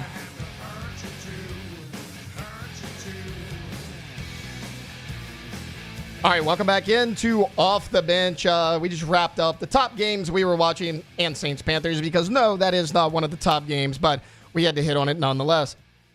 Look, I think Alondra and Jordan were a little bit hard on my guy Dennis Allen in the last segment, so I'm going to explain why none of this is Dennis Allen's fault. Here's why it's not Dennis Allen's fault. When you hire a coach that is a perennial loser, you should expect nothing but losses. In Oakland, 2012, he goes 4-12. In 2013, he goes 4-12. In 2014, 0-4 fired halfway through the year. Since he's been with the New Orleans Saints, 7-10. He went 9-8. Congratulations last year on the stellar win, Dennis. And now he's 2-6 this year, showing virtually no signs of life. This is not Dennis Allen's fault. Dennis Allen is not underperforming. Dennis Allen is doing exactly what he has always done his entire head coaching career in the NFL. This is Mickey Loomis's fault. One, because he won't do the right thing and move on from Dennis Allen. But also, let's look at the moves he did or did not make in the offseason. Jordan, what were the 3 biggest needs, you would say, for the Saints going into the draft? O-line, receiver, and maybe a linebacker. Linebacker, safety, somewhere in there. Definitely. I would agree. Let's look what he did. So, you look at the Saints NFL draft. Hey, we got a left tackle. We got Taliese Fuaga, who I think is a stud. Great pick. That was an excellent pick. You're at 41 overall. There are a lot of talented receivers left. And I hate to do this because Kool-Aid McKinstry is such a talented player. Let's draft a DB and an outside corner at that, which is probably the deepest position on your entire team. But that's okay. You're going to trade Marshawn Lattimore, right? You're going to get a lot of draft capital back in return. That's what we heard all offseason. There's only one problem, though, guys. Marshawn Lattimore is still on the New Orleans Saints, which, again, that's great. He's a great player, but none of these picks make any sense. Look at what they did in free agency, okay? Who did they sign to shore up their offensive line? They signed Lucas Patrick and Oli Udoh. They are fine players. The problem is you had so many other players that you could have brought in that could have been immediate impact players for you. Why didn't you bring them in? Because you don't have any money. Whose fault is that? That is Mickey Loomis's fault. Why? Because he continuously restructures deals. He kicks the can down the road on these contracts. He's still in win now mode contract-wise. Problem is, you don't have a good enough roster or a head coach to be in win now mode. You are $72 million over the cap space in 2025. The next closest team is 31. So you're about $30 million over the next closest team. $30 million over the other team that is also in Cap Hill. Think about that for a second. And you can say, okay, well, he tried. He tried to sign guys. Did he? I mean, you look at, you needed safety help. You talked about it all offseason. Mickey Loomis himself, Dennis Allen, they all talked about, hey, we got to get better at the safety position. We got a few guys we feel good about. None of them separated themselves. That's why we're going to give them a lot of reps in preseason. There were safeties you could have went out and got. Darnell Savage, he was a free agent this offseason. 27 years old, did a lot of good things at Green Bay. He goes to Jacksonville on a $21 million deal. You couldn't afford to pay him $21 million because you don't have enough cap space. You try to bring in Justin Simmons. Now, there's 2 problems with that. One, again, you couldn't afford Justin Simmons. But 2, and this is going to sound bad if you're a Saints fan, if you're Justin Simmons, why the hell would you go to New Orleans over Atlanta? Why would you go play for Dennis Allen, knowing that he might not be there for a long time, although with this front office, he'll probably be there for another couple years. A team is old. They can't pay you any money. They cannot compete for the playoffs. If you're Justin Simmons, you're over the age of 30. You want to go somewhere where you can contend. So if all things are equal, even if the Falcons can't pay him that much, they look like a competent team, right? That's why they're doing well. They were able to sign Kirk Cousins. They bring in Darnell Mooney. They signed Justin Simmons. The Saints made no moves anywhere close to anything like that. Offensive line, same deal. Again, you signed Lucas Patrick, that's fine, but there were other guys you could have went after. Damian Lewis, the LSU product.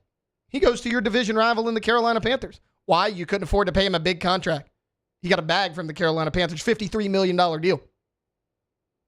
Lloyd Cushenberry, he could have helped you on the offensive line. Jonah Williams from Cincinnati. He hadn't been great, but he's probably still better than what you got. Only 26 years old. He leaves, goes to Arizona, $30 million deal. Nope, he's out of your price range as well. So who do you sign? You sign Lucas Patrick for $1.3 million, and you sign Oli Udoh for about $1 million as well. And the reason is because that's the only guys you can afford. So guys, when you sign a head coach that coming into your organization was 8-28 as a head coach for the Oakland Raiders. He's now 26-52. He's 18-24 with New Orleans. He's actually better in New Orleans than he was Oakland. That's how bad of a head coach you hired. Now, he had a good defense for a number of years, but his defense isn't even good anymore. So again, this is not Dennis Allen's fault, guys, because Dennis Allen has always been this guy. Dennis Allen has always underperformed. He's always been one of the bottom head coaches in the NFL. This is nothing new.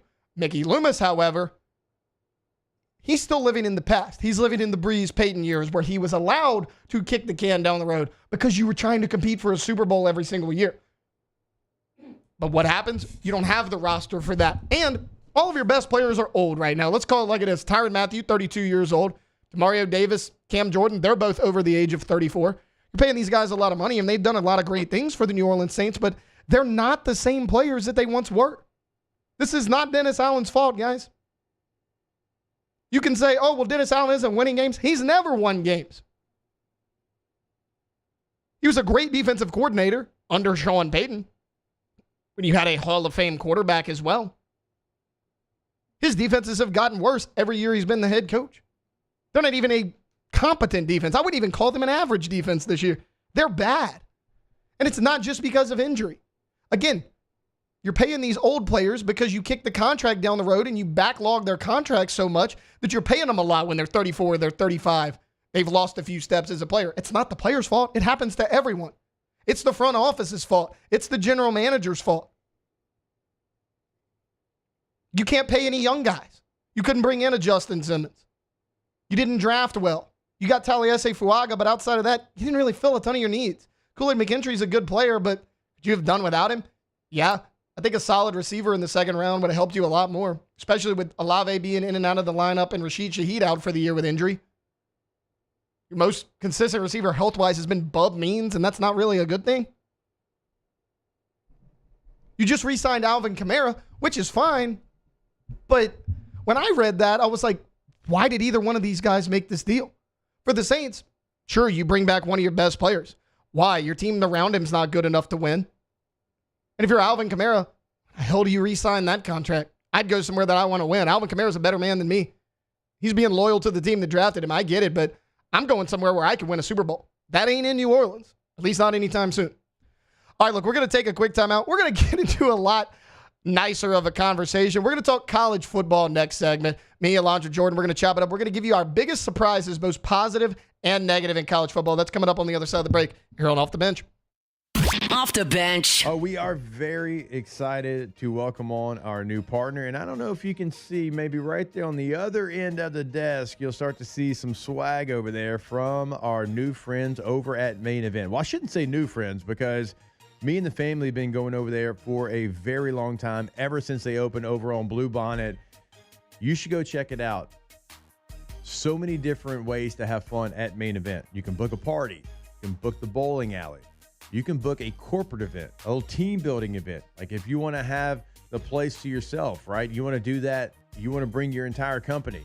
They can do all of that. However big your birthday party is, they can handle all of that. And look, you can have fun at any age. Like I talk about me and Kate bringing the 5 kids over there, right? We have a good time. We like to eat, play games, do the whole deal. But go have a date night. Go have whatever you want to make it over at Main Event, mainevent.com.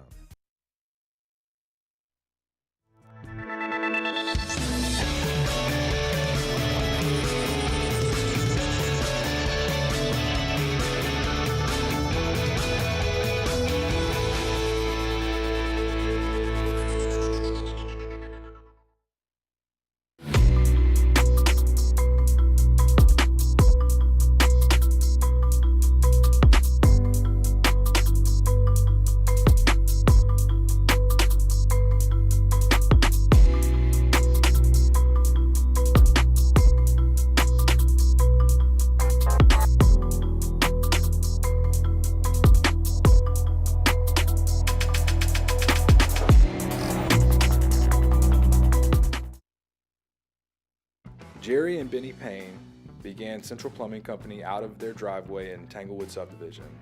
50 years later and 4 generations down the road, we continue to serve Baton Rouge and the surrounding areas for all of their plumbing needs.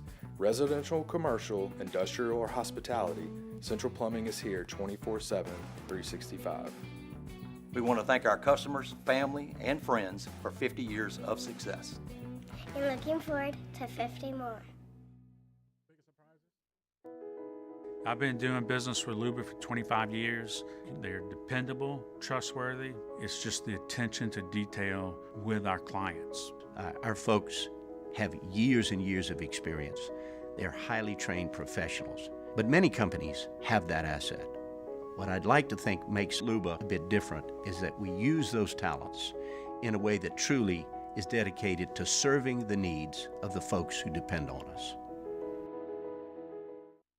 Dylan Cruz here to tell you about Six Rings Baseball and Softball Camp. If you live on the North Shore and play ball, go to Six Rings Camps with former LSU assistant coach Dan Canaveri. His knowledge is second to none, and your child will improve and have fun doing it. Camps are held at Coquille Park and Six Rings Academy in Covington with 4 sessions over the summer. Full day and morning only sessions are available from ages 7 to 13. Go to sixringsbaseball.com or call 985-206.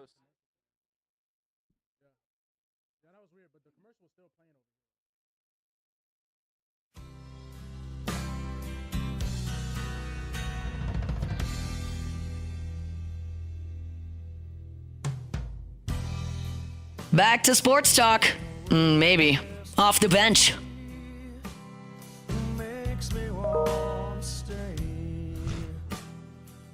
Welcome back into Off the Bench here on 104.5 ESPN Baton Rouge. Taylor Sharp filling in for Jacob Hester and T-Bob Hebert. We're going to switch our focus away from New Orleans Saints because, frankly, it's depressing. We're going to talk college football right now. The biggest surprises in college football, both positive and negative. I'll go ahead and give you one of my positives first. It's one that T-Bob sits up here and... Should I do the old SEC theme? Oh, yeah, sure. Whatever you want. Okay. T-Bob gets up here and I get it. He loves Curt Cignetti, and I kind of do too at this point. It's the Indiana Hoosiers. I mean, if you'd have told me Indiana is undefeated at this point, they are battling for the Big Ten championship and a spot in the college football playoff, I would have said no way because Indiana's never been good. But that's what a good coach can do for a program. You go look at Curt Cignetti's record, and it's nothing more than a quick Google search, and what the teams have done before he got there. When he was at Elon, the team had a 4-20 conference record, 6 straight losing seasons. In Cignetti's first season, they won 8 games in a row to open the season. So 4-20, 6 straight losing seasons, he wins his first 8 games at Elon. What does he do with James Madison? Well, it's more of the same. In his first season, 14-2. 2021, 12-2. And then we know what he did last year. You had him ranked in the top 25. Indiana, he has them undefeated. And this is not a team that's supremely talented. I mean, Curtis Rourke has been a really good quarterback, but it's what Curt Cignetti has done with this roster, what he's instilled in this program. Curt Cignetti is a program builder. What does he say? Google me. Google the guy like I did. It's not just Indiana. It's not just James Madison. He does this wherever he goes, and he takes teams that are perennial bottom feeders and flips them on their head almost immediately. I mean, again, 6 straight losing seasons for Elon. He goes 8-0 in his first 8 games there. That guy can coach football on any level, any team. And if I'm a big-time college football program that's looking for a coach in the offseason, my first call is Curt Cignetti, no question about it.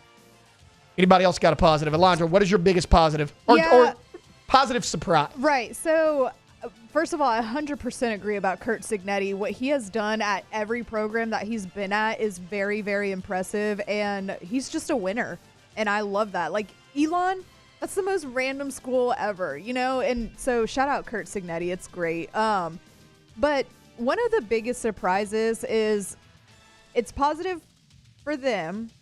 I'm not a fan, so it's negative for me.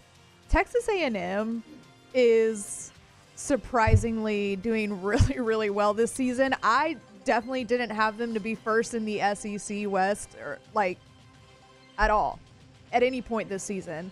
And they're the only team that's still undefeated in the SEC. So Texas A&M, one of the biggest surprises to me this season. Yeah, I agree. I did not think they were going to be where they are at this point in the year.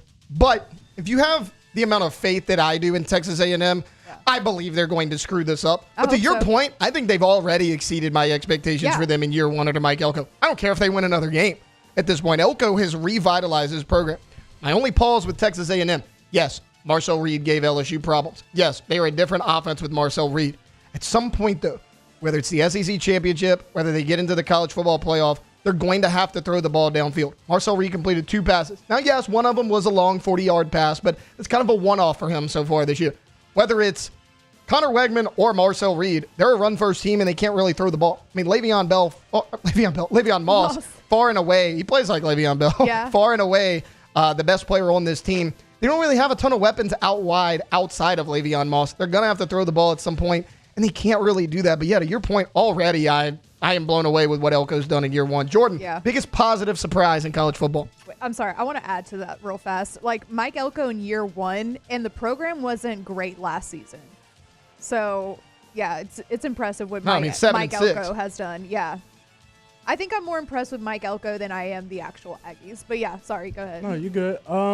Mine is kind of the whole state of Florida run, because I'm still surprised that the Florida Gators have a heartbeat at this point of the season. I thought they would have been buried a long time ago. And if you would have told me that the Miami Hurricanes would be undefeated right now, I could not believe it. Just could not believe it that Cam Ward has just basically played himself into a top 10 pick at this point. You know, if everything keeps going as it's going. Florida State being in the dumps, that's positive to me because I hate Florida State. So the whole state of Florida for me has been a whole surprise. And UCF being terrible is surprising to me too. I'm with you there on Miami. And again, I kind of view Miami in the same light as I do Notre Dame, Texas A&M. It's a team that comes into every single season with a ton of hype. They always find a way to mess it up for themselves. Yeah. This year seems a little bit different, right? I mean, Mario Cristobal was a guy that a lot of people had a lot of mixed opinions on. And then you bring in a guy like Cam Ward, a talented player, but he's going up in a level of competition. I get it. He's at Washington State, but that's not Miami. The expectations are not nearly as high there. How is he going to respond? He is super composed out there on the field. I mean, the moment never looks too big for him. He's always out there. He's super calm. He's super relaxed. Yeah. They finally found themselves a quarterback, right? Because with all the shortcomings of Mario Cristobal, and for sure he has underperformed there a little bit, part of the reason he's never been able to hit on that quarterback, right? He brings in Tyler Van Dyke. He did some nice things, but he was super inconsistent. Yeah. You get a Cam Ward who has been so consistent. I think Miami has a good shot. I mean, it's really them and Clemson kind of seem like the two most dangerous teams in the ACC. Now, the ACC is good. You have SMU, you have Pitt out there. I mean, those teams are good as well. But just watching them on field, it kind of seems like Miami and Clemson are a step above the rest. I'm with you on that. And speaking of the state of Florida, it goes right into my first biggest negative surprise of the college football season, because I thought they would take a step back, but the Florida State Seminoles might be the worst Power 5 team in all of college, or Power 4 team now in all of college football.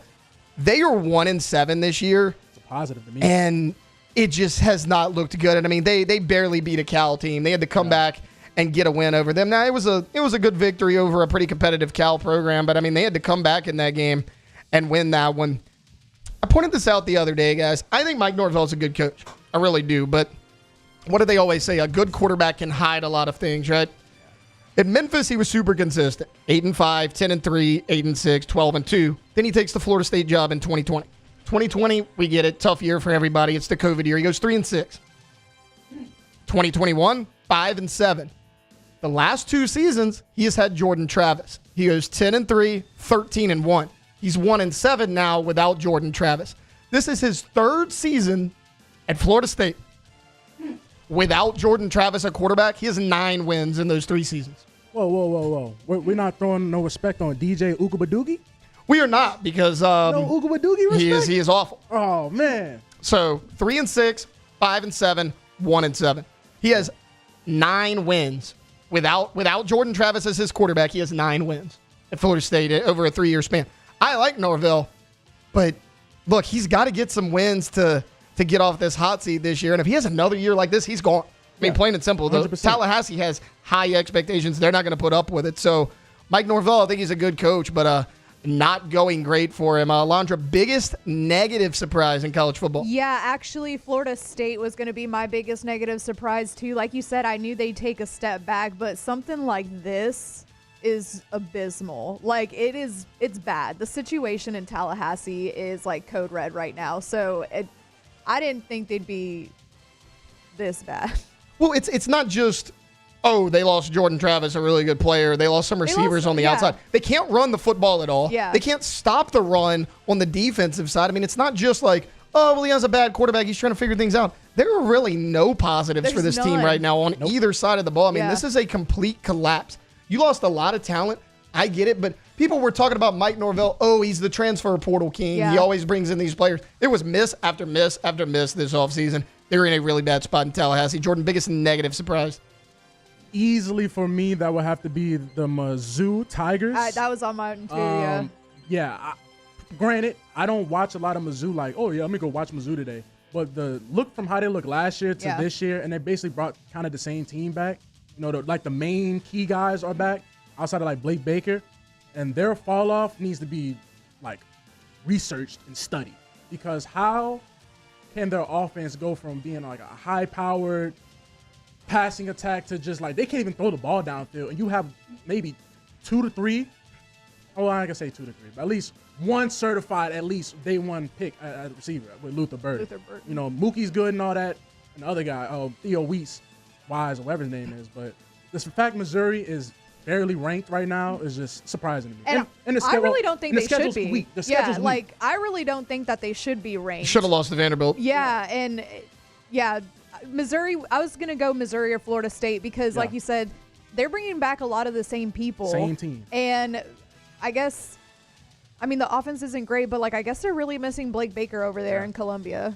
Yeah, they're missing Blake Baker, but I think now we know how important Cody Schrader was to that offense a year ago. They can't run the football. That's one of their biggest problems. Now, they bring in Marcus Carroll and Nate Noel, and you're like, okay, look, Eli Drinkwitz did a really good job in the portal, and I thought so as well. I mean, Marcus Carroll was a 1,000-yard rusher a year ago. Nate Noel at App State a year ago did some really nice things. They can't really run the ball, and then to Jordan's point, you have a Luther Burden. A lot of teams are double covering him. Theo Weiss and Mookie Cooper are solid receivers. Problem is, Brady Cook targeting Luther Burden in coverage a little bit too much. He needs to look for those guys, and they are not on the same level. They are solid receivers. There is a big drop-off from Luther Burden and everyone else. Okay, I'm going to give you guys one more positive because I think it would be a cardinal sin not to mention them in terms of positive surprises. The Vanderbilt Commodores.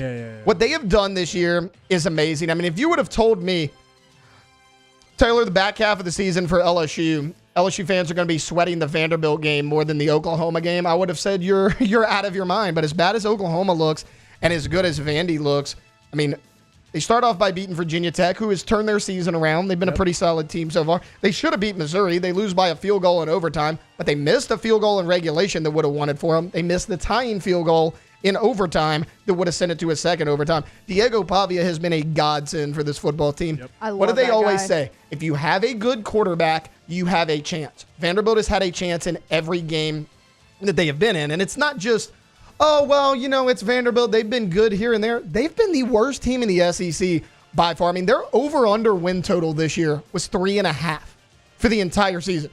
They are obviously going to blow by that. They beat Alabama.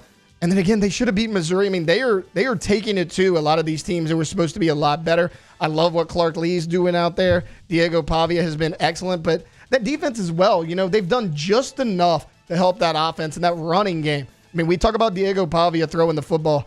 He might be the most hard-nosed quarterback in the country. I mean, he goes in there, he drops his shoulder, he gets the hard yardage on the ground, and they got some good backs as well. They really, really have impressed me this year, the Vanderbilt Commodores. My biggest positive surprise. And the Colorado Buffaloes. I throw that in there, too. I didn't think Colorado was going to. I know he hates Deion, but you can't not say they're not a positive this season. We did the right, wrong, and indifferent the other day. Yeah. And I put them indifferent only because they have a really tough 4-game stretch coming up. They could lose all 4. They could win all 4. But what I will give Deion credit for, last year, you know, they start 3-0. Yeah. They go 1-8 in the final 9 games. They go 4-8. Yeah. And it's because every single game that you're like, hey, they're a slight underdog, or maybe it's even a coin flip. They found a way to lose every coin flip game. So far this year, they have found a way to win every coin flip game. Those close games last year, it was always a coaching error, a mental mistake by the team. You're not having that this year. So while they have a tough 4-game stretch, you have a heck of a lot more confidence in them this year than you had a year ago, because last year, what do they say? Bad teams find a way to lose, good teams find a way to win. Yep. They're finding ways to win. Last year, they found ways to lose. And let's be honest, you know, like, their team's not much more talented top to bottom than they were a year ago. I just think it's getting more familiar. It's the year two jump, right? You always look at coaches, you're like, hey, do we judge them on year 2, year 3, year 4? Those are kind of the years. Year 1 is usually a mulligan for a lot of teams. And Yeah, he went 4-8, but I mean, it's been a turnaround because again, they could lose every game the rest of the year. They're still going 6-6, so they still improve on what they did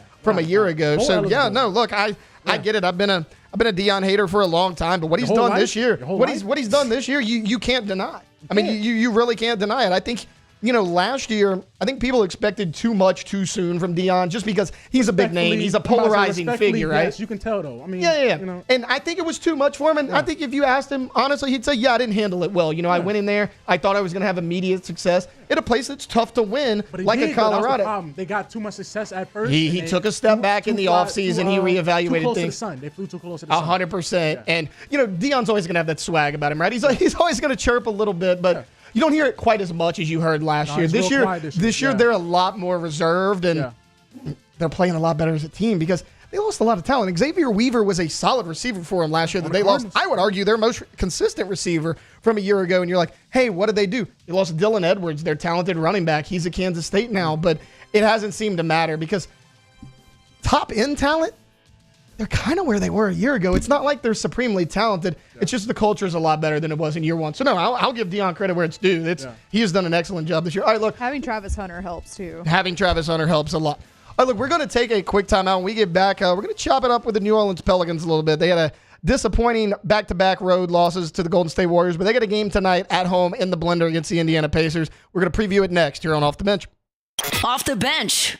All right, go to All-Star Toyota of Baton Rouge.com, All-Star Toyota of Baton Rouge.com.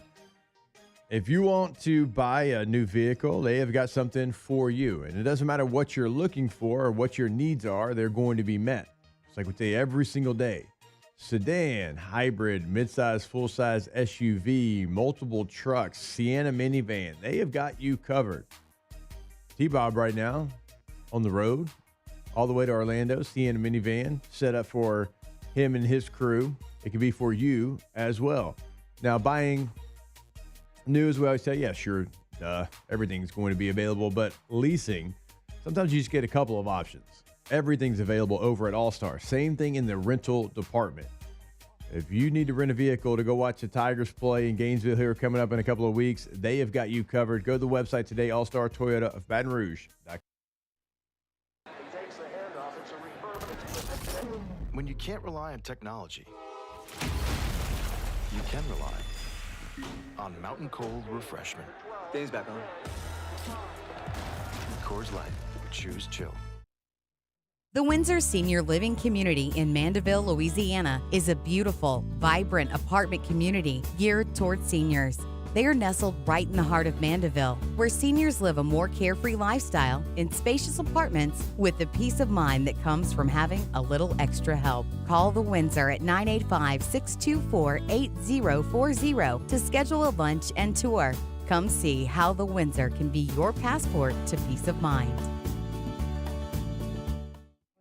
Hey, it's Matt Moscona. For years, you've heard me tell you about Insurance Network of Louisiana, helping you find better coverage for less money. But it's not just for your home and auto. They also offer commercial properties. So, retail stores, professional offices like doctors, dentists, attorneys, clothing boutiques. Insurance Network of Louisiana can find you better coverage for less money. They service the entire state of Louisiana, and they're local. So call today at 293-0450 or lainsurance.net.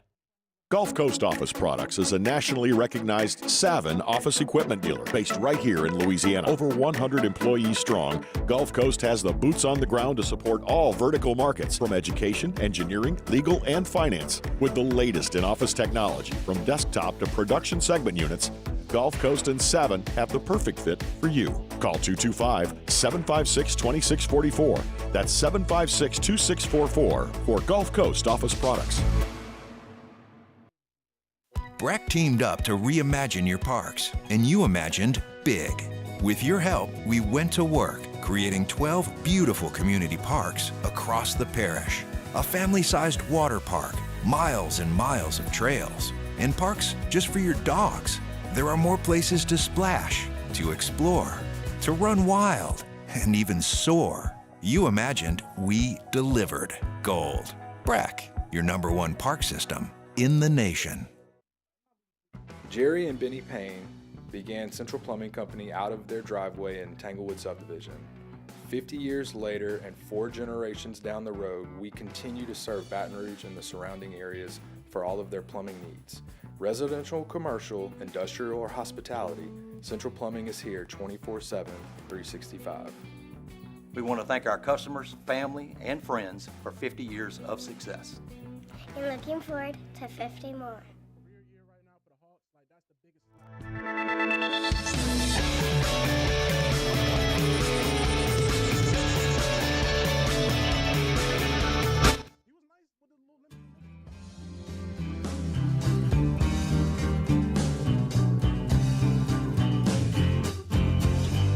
Back to sports talk. Maybe. Off the bench. Go to Active Baton Rouge, AccuTempBR.com. AccuTempBR.com. AccuTemp of Baton Rouge. They're your experts, man, for all your AC, heating, and electrical needs. In fact, if you're in the market for a whole home generator, dude, this is just a straight up NFL Blitz. We can talk about this later. But if you need a whole home generator, okay, they give you a free estimate, know exactly, come out of your home, tell you exactly how everything works. And look, it's not just residential systems. They also service commercial systems as well when it comes to your AC and heating needs. They stay on top of it for you. They help you avoid any catastrophic issues down the road. Service to the highest degree is their mission statement, and they follow through on it. Go to AccuTemp Baton Rouge. Go to the website today. Schedule your appointment right there online, top right corner of the website, and chances are they're going to be there today. Best part about it, you're going to know exactly who is coming into your home, going to get a full profile of that person. Schedule today at AccuTempBR.com. Welcome back into Off the Bench here on 104.5 ESPN. Taylor Sharp here with you, filling in for Jacob Hester and T-Bob Bear. We are wrapping up hour number 2 on a Friday edition of OTB. For about the next 3 or 4 minutes or so, I want to talk a little bit of New Orleans Pelicans. If you're a New Orleans sports fan, tell me if you've heard this one before. New Orleans wins their first 2 games in a row. They are 2-0. Now they have a little bit of a losing streak. They've lost 3 straight games, including back-to-backs against the Golden State Warriors without Draymond Green without Andrew Wiggins and Steph Curry. Draymond was really the only guy you had. I mean, we broke it down yesterday. You looked at their starting lineup. You really could only name about 3 or 4 guys on that entire team that you would even heard of. These were must-win games for the New Orleans Pelicans. At least had to split them. And it's weird to say that this close into the season. I'm going to bring in Jordan Kitchens, who's probably the biggest Pelicans fan I know. Also, host of the Pelican Scoop. You can check it out on YouTube. That's his podcast that he does daily here at Guarantee Media. Not a shameless plug, by the way. Jordan, this is OTB. Yeah. We live on shameless plugs, okay? Okay. T-Bob throws them out about 4 times a show. Okay. It is all good. No, seriously, though, go listen to Pelican Scoop. Jordan does an excellent job of that. Jordan, thank you, my biggest producer. Problem right now with the New Orleans Pelicans, because, there's obviously a lot of injuries and all that. If you had to nail it down to one particular thing, what would it be? The biggest problem right now for the New Orleans Pelicans would have to be rim protection. Having some type of rim protection. You know what, Taylor? I take that back, bro, because you said one biggest problem. It's too many problems to say one, okay? You with me every day with it. It's too many to name. I'm about to say one biggest problem. You set me up, bro. It's more than one problem. But if I had to narrow it down, I'll just say 2. No playmaking. You have no lead guard and no big man. Well, no paint press. You have Yves Missy's raw. He will get there, but he's not there yet. You're supposed to trade Brandon Ingram for a big man. That did not happen. So now you're just living the fruits of your labor. This is a little team that's hurt again for like the 6th year in a row. Hurt and little, or not. It's whatever. Well, so that's the thing, right? I mean, you're going to get healthy at some point. DeJounte Murray is going to come back to this lineup. Trey Murphy is going to come back to this lineup at some point. Those are 2 guys that you have to have on this team in order for them to be successful. Past is the past now. Let's put the Warriors game behind us. Yes.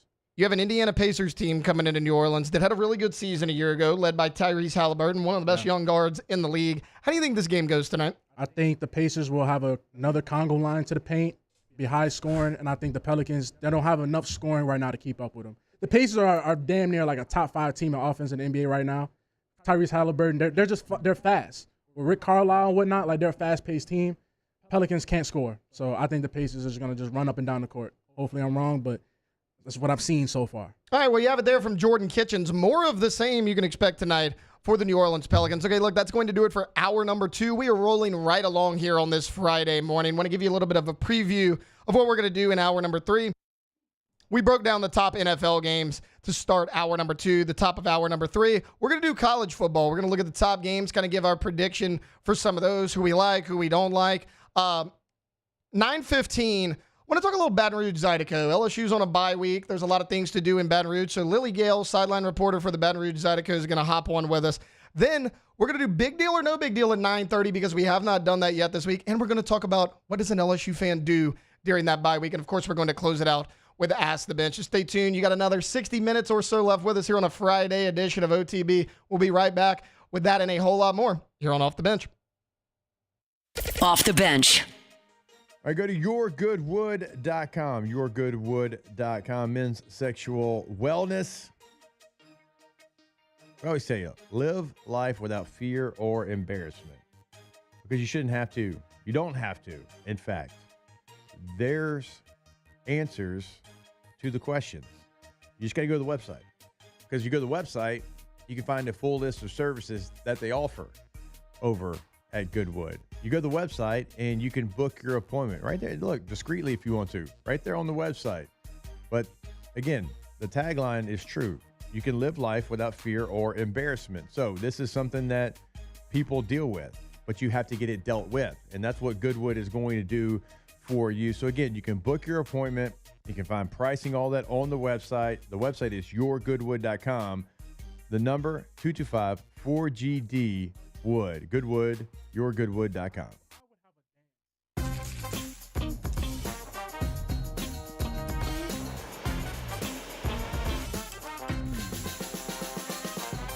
The best kept secret in town is out. Discover Tallulah at the Renaissance Hotel on Bluebonnet. It's no secret.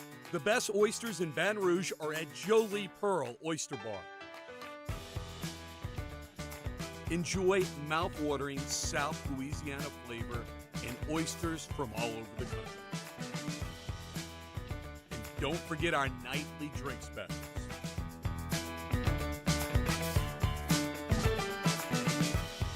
Jolie Pearl Oyster Bar, located in downtown Baton Rouge. There it is, the extra mile, on the border of expected and extraordinary, for those willing to go further, like vans customized for work or play, with safety and tech to keep you connected, supported by a 5-star sales, service, and finance team, and backed by the 1-star you know. So go the extra mile. It's never crowded, because so few have what it takes to go there. Mercedes-Benz Vans. I've been doing business with Luba for 25 years. They're dependable, trustworthy. It's just the attention to detail with our clients. Our folks have years and years of experience. They're highly trained professionals, but many companies have that asset. What I'd like to think makes Luba a bit different is that we use those talents in a way that truly is dedicated to serving the needs of the folks who depend on us.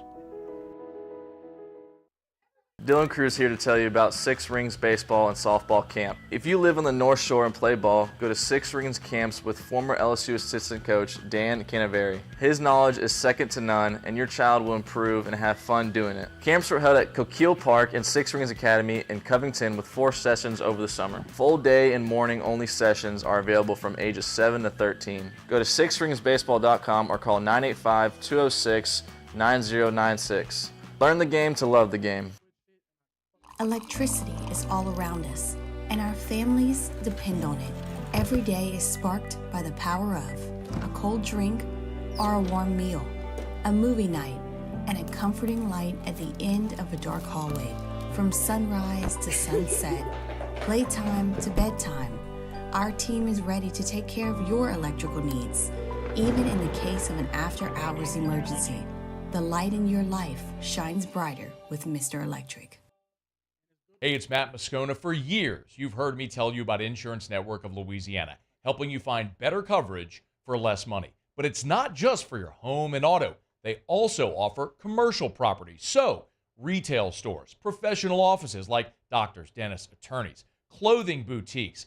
Insurance Network of Louisiana can find you better coverage for less money. They service the entire state of Louisiana, and they're local.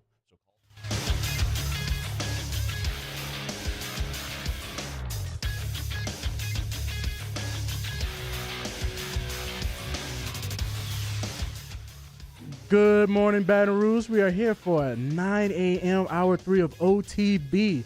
And we have the weather today. It's cloudy outside with a chance of meatballs. And on hour 3, on this hour of OTB, we're going to talk about the Zydeco, maybe some LSU because it's bye week, and definitely not the New Orleans Saints. So y'all sit tight and let's get this show started.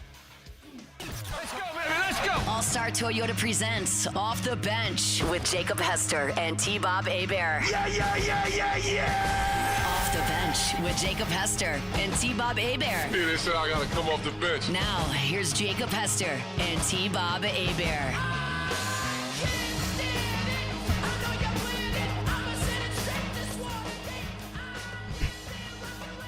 All right, welcome into the final hour of the week here on Off the Bench, a Friday edition of OTB. Taylor Sharp sitting in the host chair for Jacob Hester and T-Bob Hebert.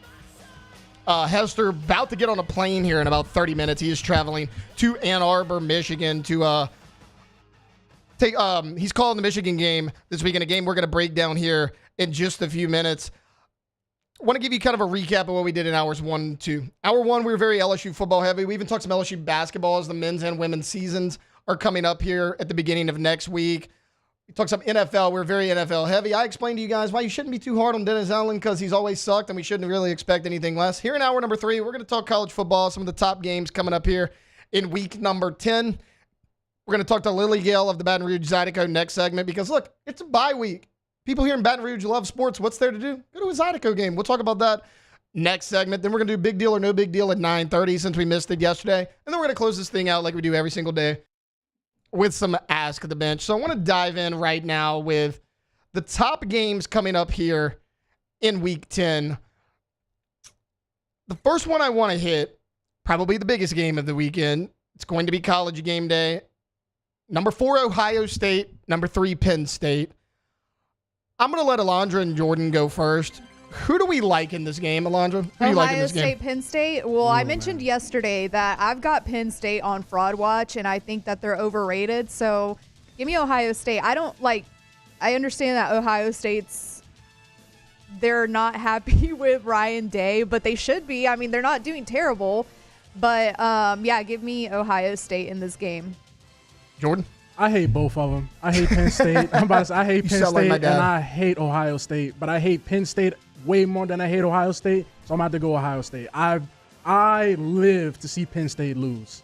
So I hate to be unanimous on this one, but I'm also going Ohio State. And, anybody that's listened to this show long enough knows that I've been very critical of Will Howard. I don't think that was the right guy to go get out of the portal. I mean, you move on from Kyle McCord, and I get it. Kyle McCord has his ups and downs at Syracuse, but he's had a good year overall. He was solid for you a year ago. I'm not sure Will Howard's that big of an upgrade. I mean, he's fine. 17 touchdowns, only 4 interceptions. He was a career 58% passer coming into Ohio State. So I'm a little worried about him. The thing is, Ohio State so far this year has ran the ball better than Penn State, whether it's Quinshon Judkins, whether it's Travion Henderson. Drew Aller's been really good, but he was good at times last year. The biggest issue with Drew Aller has never been talent. It's been more consistency. And then also, Alondra brings up Ryan Day. On the flip side of things, James Franklin's been really inconsistent at Penn State. I mean, that's a guy that coming in from Vanderbilt, we talked about he had 9 wins at Vanderbilt one year. That was kind of the last time before this year that they had any sort of life and juice in that program. A lot of people expected big things from him at Penn State. He's just kind of been a middle-of-the-road coach. Now, Michigan's out of the way, but you bring in Oregon in the conference. Can he get by Ohio State? But flip side of things, this might be a must-win for Ryan Day because what's been the biggest obstacle for Ryan Day? Couldn't get past Jim Harbaugh the last 3 years. Harbaugh's no longer there. Michigan has no sort of pulse on offense. They can't even complete a forward pass hardly. He has to go into Penn State in a hostile environment and win this game. This is a big game for Ohio State, for Ryan Day. I think they're going to answer that bell. I think they're going to get that done. So that is 3 for 3 as far as we go on Ohio State. Next game I want to look at, Oregon and Michigan. The Jacob Hester game, as we are calling it, because that's where our guy is.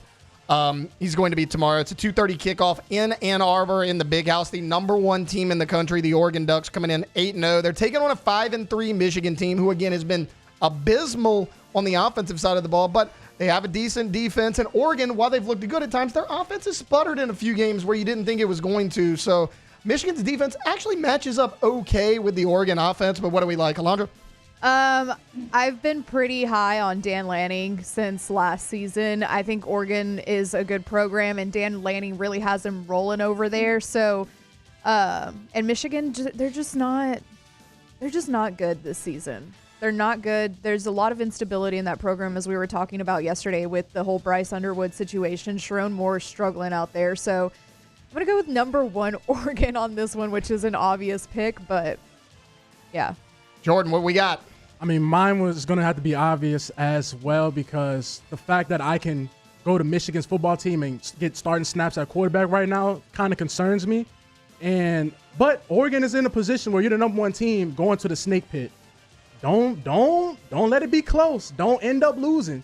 That's all I'm going to say. But I have the Ducks, of course. Michigan stinks. I actually think Oregon wins this game pretty easily. I know their offense has sputtered at times. I think Dylan Gabriel's figured things out. I think he's one of the best, if not the best, quarterback in all of college football. I get it. You lose Bo Nix and Bucky Irvin, and you're like, man, this offense is going to take a step back. Jordan James had a really nice year as that complimentary back to Bucky Irvin a year ago. He's picked up right where he left off. Jordan James, 800 yards, 8 rushing touchdowns this year. He's kind of been the unsung hero for that Oregon Ducks offense. Again, if they can get any sort of points on the board, which I think Dylan Gabriel is going to have no problem doing, that Michigan offense has gone through 3 quarterbacks this year. You start with Davis Warren because you're like, hey, he's been the most consistent. He lacks that big arm that they need. You go to Alex Orji, who's great at running the ball, can't really threaten you much in the passing game. Jack Tuttle, who they went to the past few weeks, has been their most consistent guy. Earlier this week, he announced he is actually retiring from football due to the number of concussions he has, so obviously he's not going to be available this Saturday. It is bad news at the quarterback position for Michigan. I think Oregon rolls in this game. Now, guys, this next game I want to point out, it's a game that always gets a lot of hype every single year. May not have the juice that it normally has just because one team is so good and the other team kind of lying in the weeds a little bit, but the Gators got a little bit of juice the last couple of weeks. It's Florida and Georgia out there in Jacksonville, Florida. Alondra, Gators or Bulldogs? Yeah, I'm going to go Bulldogs here. They are getting some juice over in Florida right now. Billy's got them right for the last few games, but, I mean, Georgia's just so good that I don't see them losing this game. I don't see Georgia losing, but a Sunbelt Bayou Billy, I think the Gators will cover. Whatever the spread is, Gators will 14.5 right now. They'll cover that. I'm going on a limb right now. Gators will cover that. They're not going to win the game, but they'll cover that 14.5. I kind of think they do too. Yeah. I don't necessarily disagree. Yeah. I think that Florida's getting better and better as the season goes along. I don't think they're quite ready for a game like this yet because, look, you have to go to DJ Lagway because Graham Mertz is out for the year with an injury. Lagway is a talented guy. I mean, he was a 5-star freshman coming in. He's looked more and more comfortable. The later you play Florida in the season, I think the more dangerous they're going to be, which worries me for LSU because they got another 2 or 3 weeks before they play that team on the road in the swamp. That's going to be a tougher game than a lot of people thought at the beginning of the year. I just don't know if Lagway is quite there yet. This is a neutral site game in Jacksonville, biggest game of the year for the Florida Gators. I think they're a few games away. I think they're competitive in this game. I think Carson Beck, he's been shaky at times, but he's always poised in big games, though. Whether he throws interceptions early or not, he's always poised in those big moments. You saw him bring his team back from really what looked like the dead against Alabama to really make that a game. He's a veteran player. He's played a lot of football. I just trust Carson Beck more than the freshman quarterback DJ Lagway at Florida. I'm going Bulldogs, but I do not think they cover that 14.5. Yeah. Wait, I was going to say about Carson Beck, he is very shaky, but he always has the ability to come back. Like, you could be at a big lead and Carson Beck lose, like the Bama game, they lost it, but he did almost come back from it. So, yeah, I agree. Well, not only that, if you want to look at the head coaches, and I like Billy Napier, I really do. He was, people did not think of how big of a rebuild that really was when he went to Florida. I think it was a bigger rebuild than most expected. He's getting things going. It's taken him a little while. But Kirby Smart has an established program out there at Georgia. And if you ask anybody who the best coach of college football is, most of them are going to say Kirby Smart. They have the veteran quarterback. They have the more experienced head coach in big games like this. I think everything points Georgia. Yeah. This game here intrigues me. The number 10 ranked Texas A&M Aggies on the road at Williams-Brice Stadium against a tough, scrappy South Carolina Gamecocks team who gave LSU all they wanted in that football game. Could have easily won that game. Guys, who do we like? Aggies, Gamecocks. So this is a very, very intriguing game. And if I'm gonna assume that they're gonna throw Marcel Reed out there to start and probably the whole game, unless like South Carolina starts to pick up on the run a little bit and maybe throw Connor Wigman for like a couple I don't know, but I'm gonna assume Marcel Reed, him and Lenora Sellers are both obviously dual. Well, I wouldn't even say Marcel Reed's like a dual threat quarterback though. Like he's not great at passing, but they're both good runners. So yeah, and they both have good defenses. Kennard is extremely impressive to me, but I think that South Carolina might have the edge in Williams-Brice Stadium. And I don't know if this is like my hate for the Aggies coming through, but I think South Carolina pulls it off. It's going to be a close game, but I think they pull it off and get the win over the Aggies. Jordan, what you got? Oh, no, I'm rolling with the Cox. Simple as because A&M is due. A&M is due. I don't care what nobody said. They are due. They are an accident waiting to happen. And this is the perfect opportunity because, like I said, I want them to crumble so bad. Yeah. We're rolling with the Cox.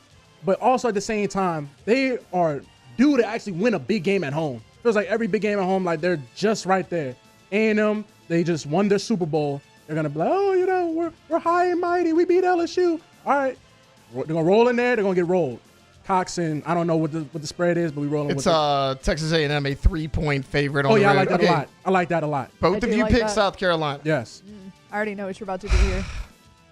I want to pick South Carolina so bad. I think there's a good chance they win this game. I don't want us unanimously picking South Carolina be the reason that A&M wins this game. I'm going to pick the Texas A&M Aggies only because I think their offensive line is a little bit better than South Carolina's.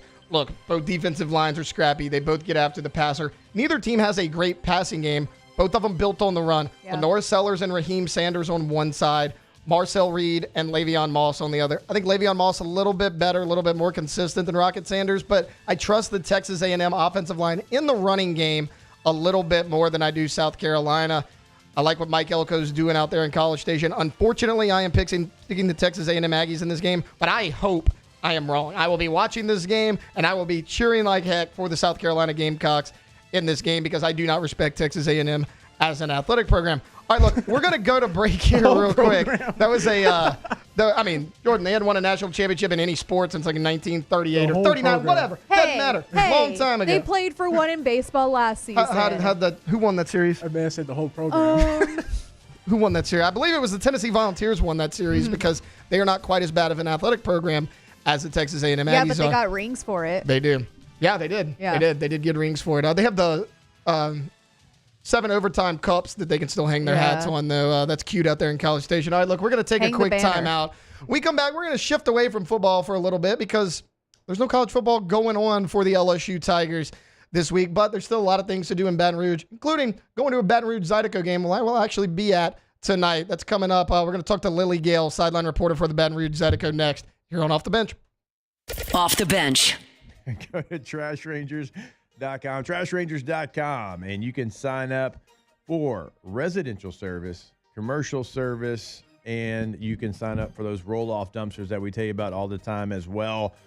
3 different sizes of roll-off dumpsters to choose from. And so pick up the phone, give them a call, tell them what you've got going on, because maybe you're doing a home renovation, or maybe you're doing something at your business where you're going to need the biggest that they offer, right? You're going to need that biggest dumpster that they offer. You just call them. You tell them what you have, and they've been in this game so long, they're going to be able to make sure that you get the right dumpster to your project. 225-363-9053 is the number. But again, you go to that website, TrashRangers.com, brand new website ready for you. And if you are one of the lucky ones that gets residential service, commercial service, you can sign up for it right there on the website. They are the absolute best, TrashRangers.com.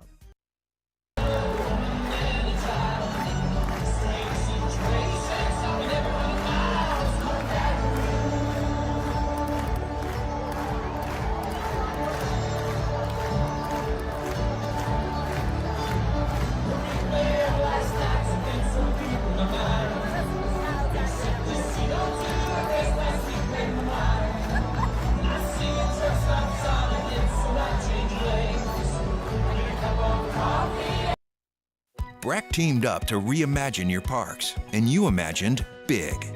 With your help, we went to work, creating 12 beautiful community parks across the parish. A family-sized water park, miles and miles of trails, and parks just for your dogs. There are more places to splash, to explore, to run wild, and even soar. You imagined, we delivered. Gold. Breck, your #1 park system in the nation. Jerry and Benny Payne began Central Plumbing Company out of their driveway in Tanglewood subdivision. 50 years later and 4 generations down the road, we continue to serve Baton Rouge and the surrounding areas for all of their plumbing needs. Residential, commercial, industrial, or hospitality, Central Plumbing is here 24/7, 365. We want to thank our customers, family, and friends for 50 years of success. And looking forward to 50 more.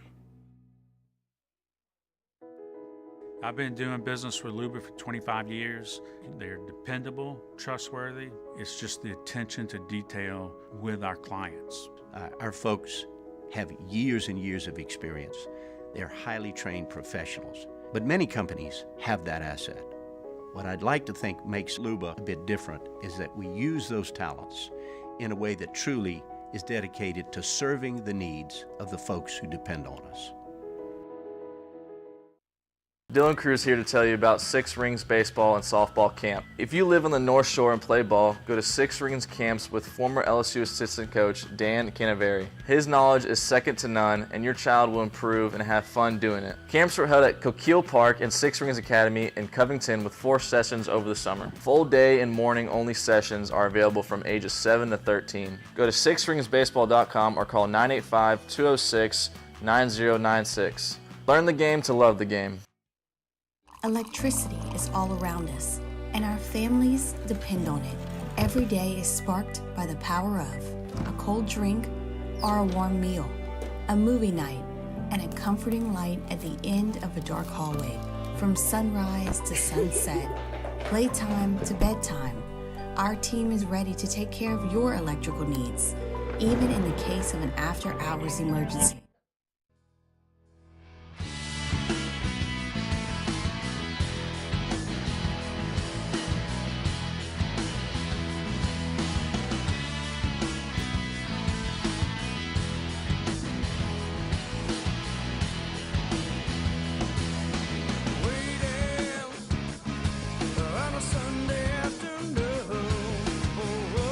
Back to sports talk. Maybe. Off the bench.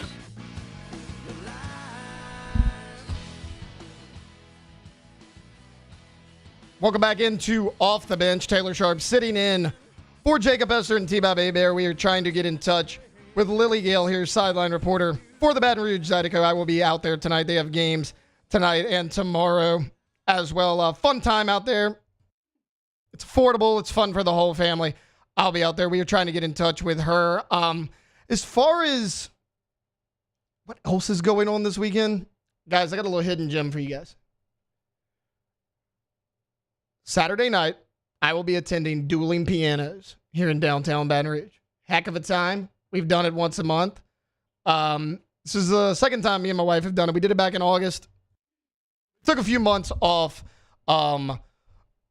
for football season, but of course the bye week coming up, downtown Baton Rouge. I believe it's the 121 Dueling Pianos. It is a heck of a time. While we try to get in touch with Lily,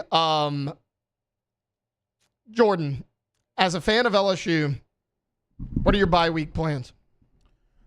Well, I get the blessing of not having to work post game, so I get to sleep in.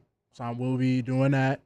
Probably visit my grandma. Well, I say probably. I would definitely go visit my grandparents because it's been a while since I've done that and I've really had the opportunity to. So pretty much, bro, I mean, just the opportunity to just sit still for a day, definitely will be fiending for that. I cannot say I'm not. So nothing really like flashy, just a lot of rest. That's all I want to do is just rest. Larger bye week plans. I know you will not be dealing with T-Bob Haybear's post-game shenanigans at Don Juan. What are your bye week plans? Well, it's going to be great not to have to listen to T just talk about clapping cheeks for an hour and a half straight. But and it's also I love Don Juan. The environment there is great. Like the people, it's really fun when Ole Miss, when we played that Ole Miss game and we were in overtime and they kicked the field goal to win, like that was super fun out there at Don Juan, but like the smoke kills me. So I'm glad I'm not gonna be like crying my eyeballs out, but I'm probably not gonna do anything and it's gonna be fantastic and I'm gonna enjoy every single second of it. All right, so look, what we're going to do, we're going to push this back a segment. Right now, this is something we normally do on Thursdays. We were so busy yesterday, T-Bob being out, Jake on the short week as well.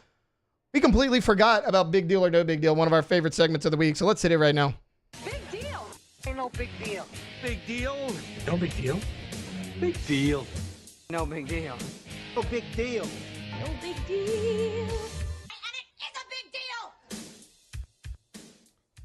All right, for me, big deal or no big deal. Players dropping the ball before the goal line. If you saw this last night, Malachi Corley, the rookie wide receiver for the New York Jets. Now, they scored in about 2 plays right after that, but we've seen this a lot, college football and the NFL, and it's really been the last, 5-10 years or so. Players are just dropping the ball right there before they cross the goal line. I don't know why. I don't know if they think it's a cool celebration. Big deal or no big deal, dropping the ball right before the goal line? So I think it's a big deal because I think any type of stupid mistake that's a little detail like that, I just think that that's so dumb. Like, at least just like make sure that you're in the end zone if you're going to drop the ball. You know what I mean? Like, it is very obvious when you're in the end zone. And it's a dumb mistake.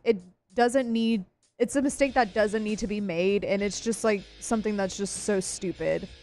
Jordan, you said you liked this celebration. Yeah. I don't dislike the celebration. What is it about it that you like?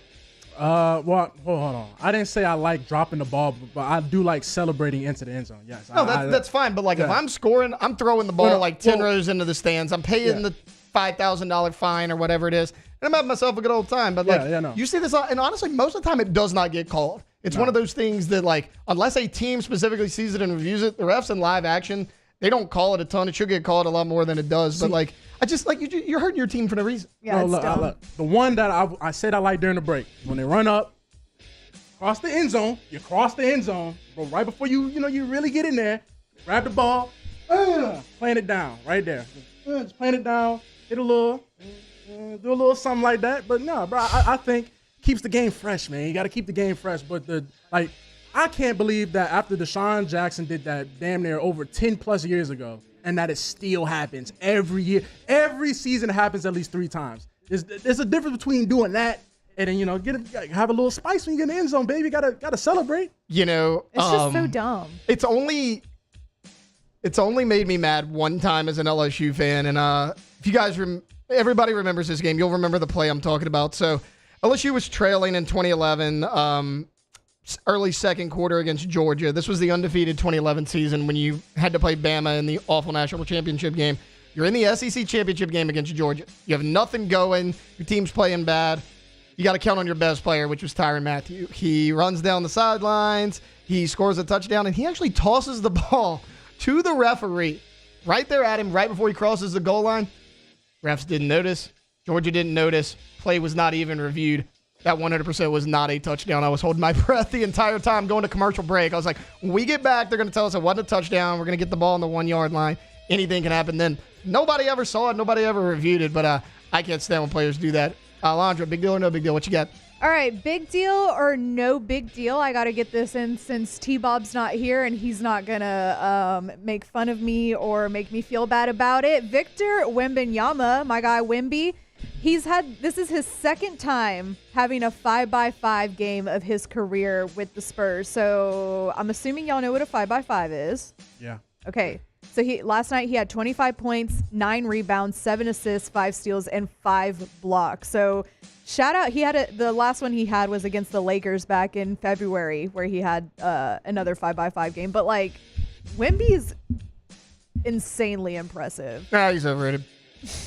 I'm just kidding. I'm only saying that because Alondra's a Spurs fan. Yeah. Victor Wembanyama is going to be the face of this league here in about 4 or 5 years. He is a phenomenal player. It is so rare this day and age. With so many people who are like, we're going to be analytical. We're going to be the smartest guy in the room. We're going to try to to just do something out of the ordinary. You knew who the number 1 prospect was. Everybody knew he was going to be a stud. He came in, he made a huge impact in the NBA immediately, like from jump. Victor Wembanyama, excellent basketball player. That is a big deal, though. Yeah. That does not happen very often. Jordan, I want to add Chris Paul had 19 points, 10 assists, and 7 rebounds last night. Golly, it usually takes Chris Paul 6 points to have 19 games you forgot now. The most important stat out of Chris Paul. What? 1 turnover.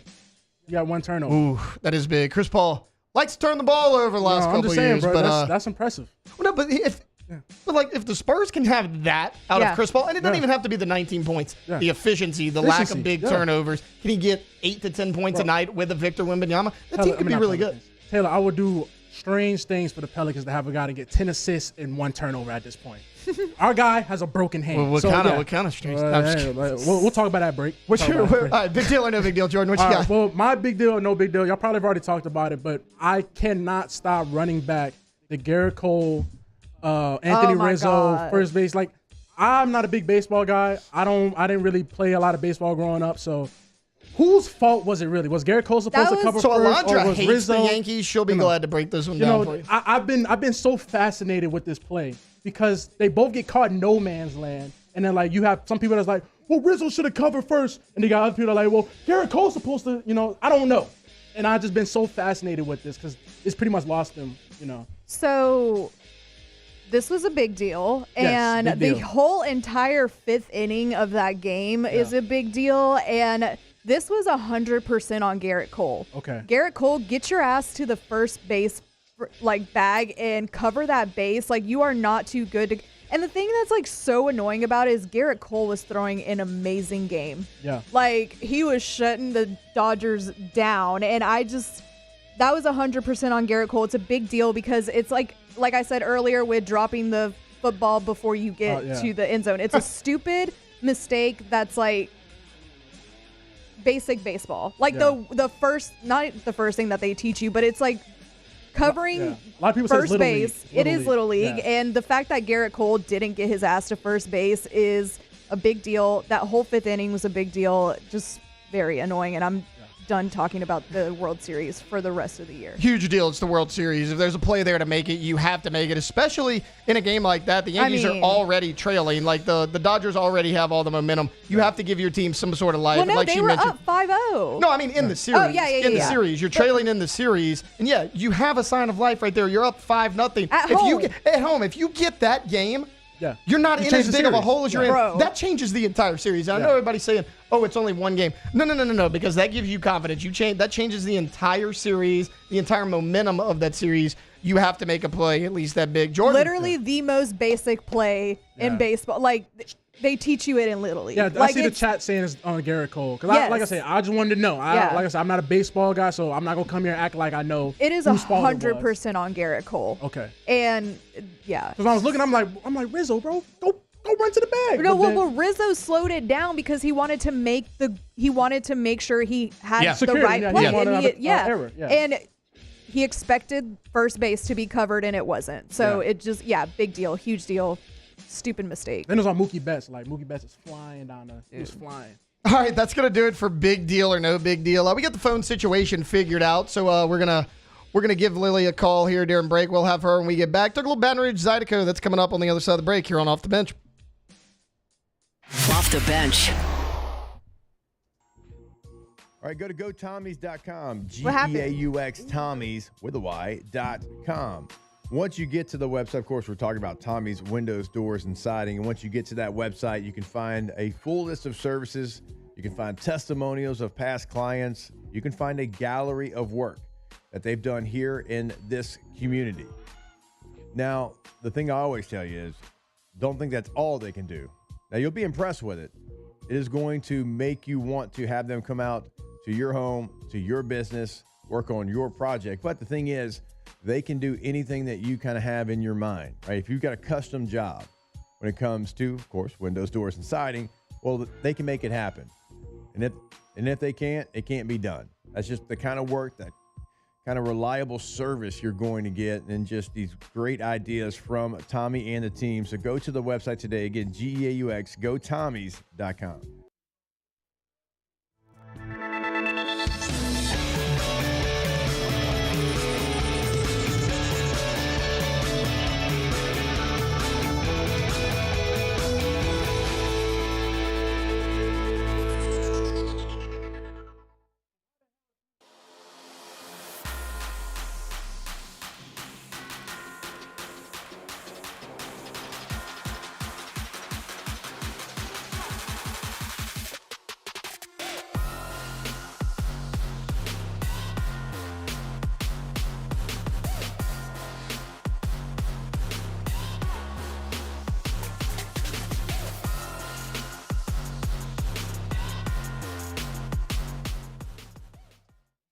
Hey, it's Matt Moscona. For years, you've heard me tell you about Insurance Network of Louisiana, helping you find better coverage for less money. But it's not just for your home and auto. They also offer commercial property. So, retail stores, professional offices like doctors, dentists, attorneys, clothing boutiques. Insurance Network of Louisiana can find you better coverage for less money. They service the entire state of Louisiana, and they're local. So call today at 293-0450 or lainsurance.net.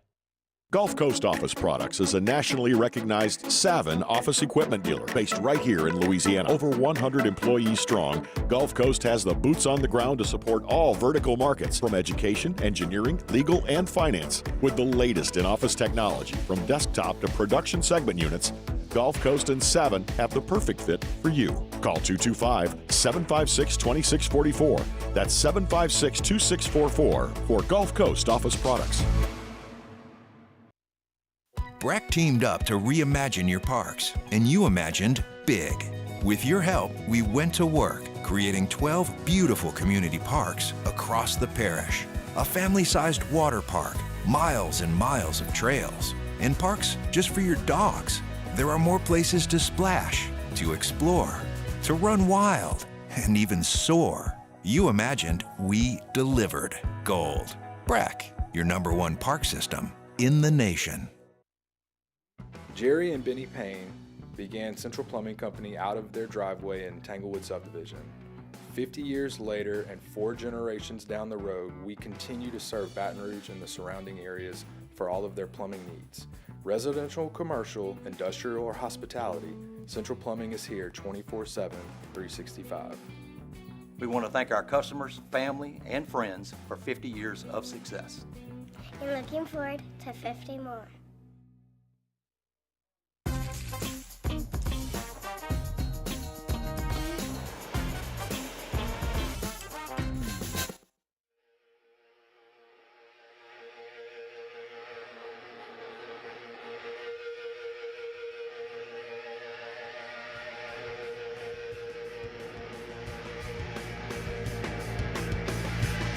Welcome back to the 9th-ranked morning sports show in America. Off the bench.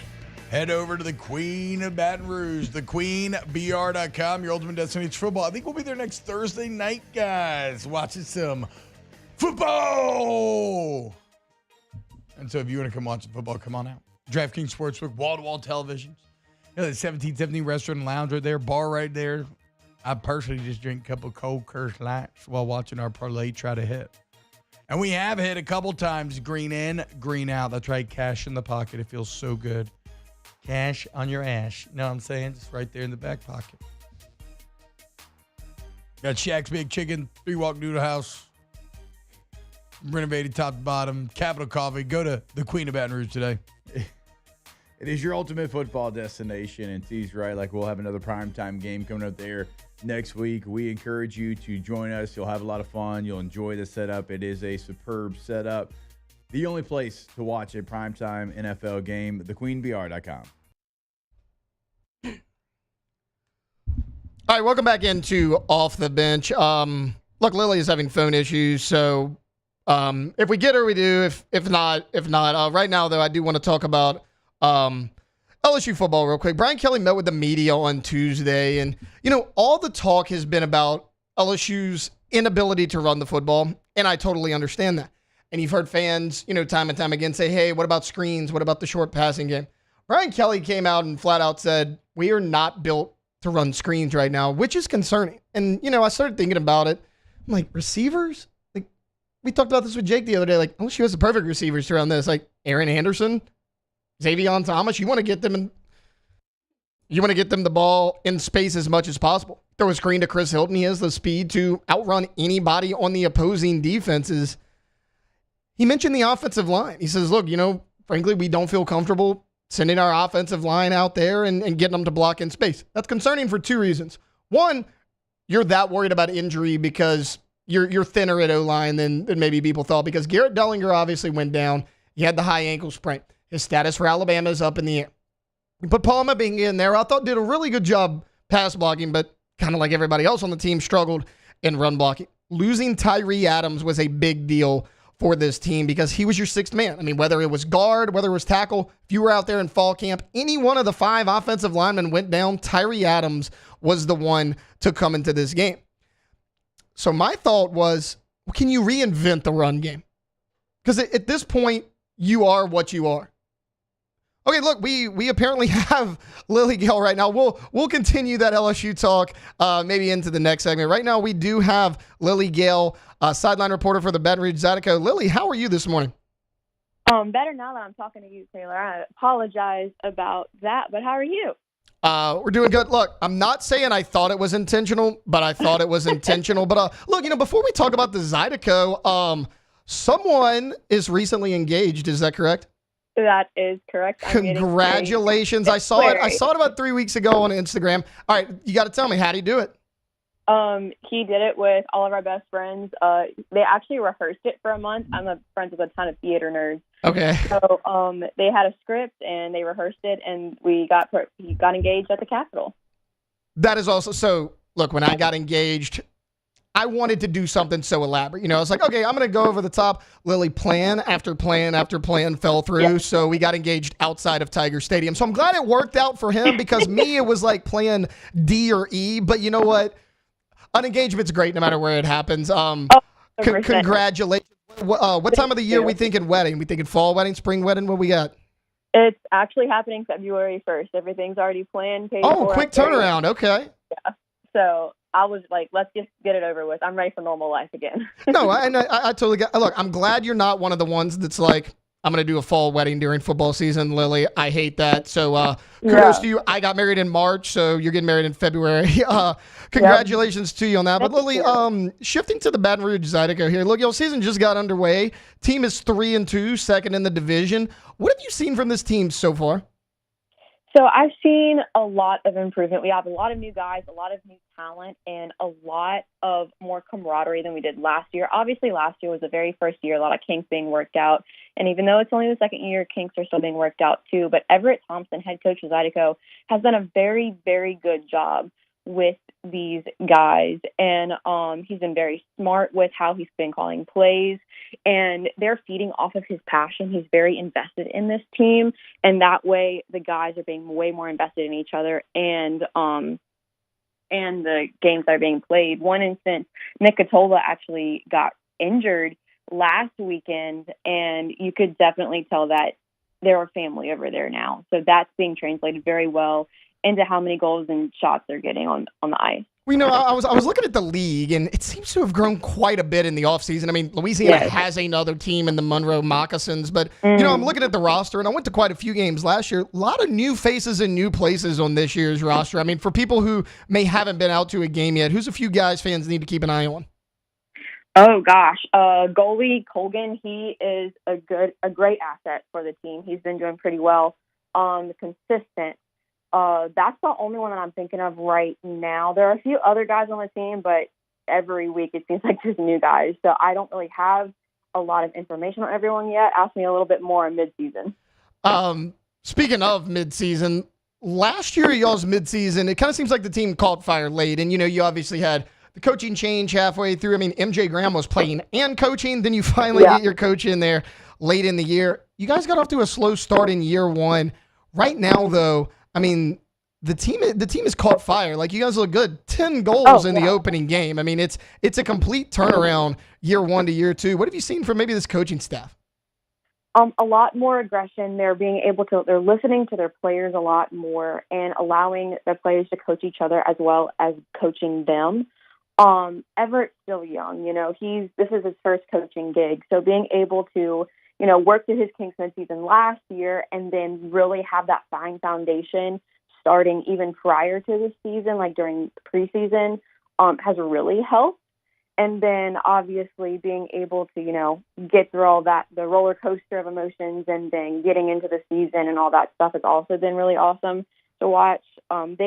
They're a firecracker team starting off. So being able to see that, I just hope that momentum doesn't stop.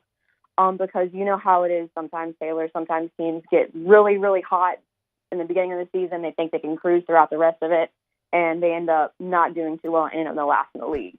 So we'll see how all that goes, but hopefully they keep that fire under them. I got to give a shout out to you guys' social media team. I follow you guys on Instagram. I love it. I mean, it's funny. It's entertaining. You guys try to get the fans involved. Who runs that? I mean, who comes up with all these ideas? Because it's one of the most creative team social media pages that I've seen. So Alicia from the River Center actually runs that with some of her colleagues. She does an amazing job. She actually just had a baby a few months ago. So she's a working mom and doing that all at the same time. And from what I can tell, she loves it. And they're super, super creative over there. And like you said, it's hilarious. I love watching all the things that they put on there, especially the reels. Those are my favorite parts. And you guys, like, the in-game experience. Like, I always tell anybody, because, nobody in Louisiana grows up a hockey fan, right? I mean, you're not near the ice. You don't have any hockey teams in the area until now. It's one of those things that, like, I kind of became a hockey fan the last couple of years. And then when the Zydeco came, I was like, hey, perfect part for me to dive into it a little bit more. But, like, you guys do such a good job, like, in-game experience. I think hockey, like, from TV to in person, I think there is the biggest gap as far as fan entertainment. You guys do such a good job.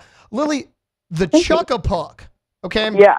I am awful at the chuck-a-puck, okay? Every game, like, me and my wife, we're going tonight. I will inevitably buy the bag of pucks, do the chuck-a-puck. Is there a secret? Because, like, I'm not even close. No, there's no secret. As long as you have Jaden Daniels' aim and accuracy, you might get it. I don't have either one of those things, so, I might just be out of luck.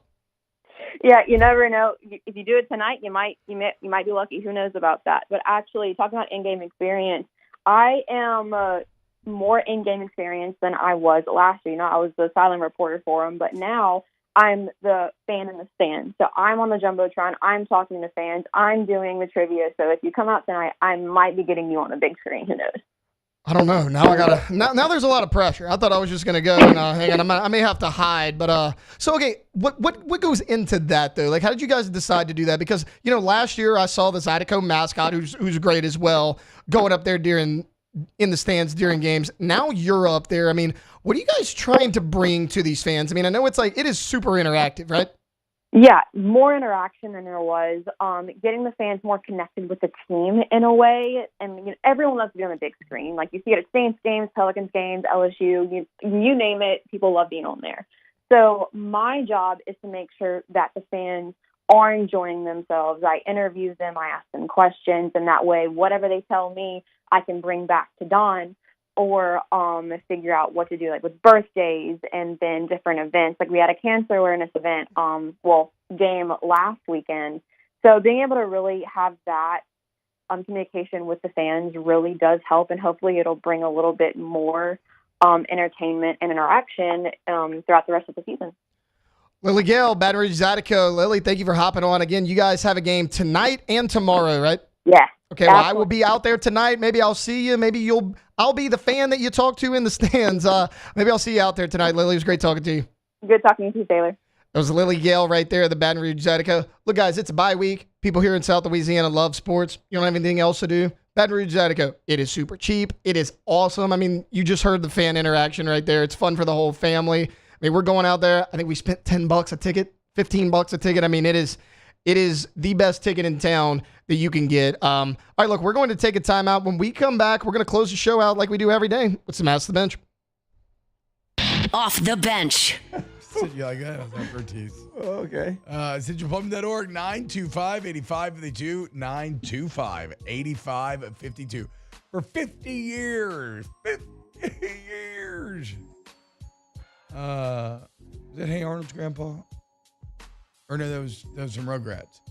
15 miles. You talking about? You can go to CentralPlumbing.org, 925-8552 is the number for take advantage of 50 years of plumbing experience, licensed, bonded, and insured employed, flat rate pricing, excellent warranty coverage once the work is done. CentralPlumbing.org, your one-stop plumbing shop, CentralPlumbing.org. Go to the website today, see what they can do for you in the remodel game. That's at your home or your business. If you're looking to upgrade, they've got you covered no matter what you're looking to get done. Also, if you want to upgrade by going tankless, go tankless today. Never run out of hot water again. Go to the website for more information, centralplumbing.org. Bayou Chrysler Dodge Jeep Ram can get you in a new 2024 Ram 1500 truck for only $32,898. $32,898 for a new Ram 1500 truck. All new Bayou Automotive vehicles come with a complimentary 7-year powertrain warranty. The crew at Bayou Automotive is going to do right by you.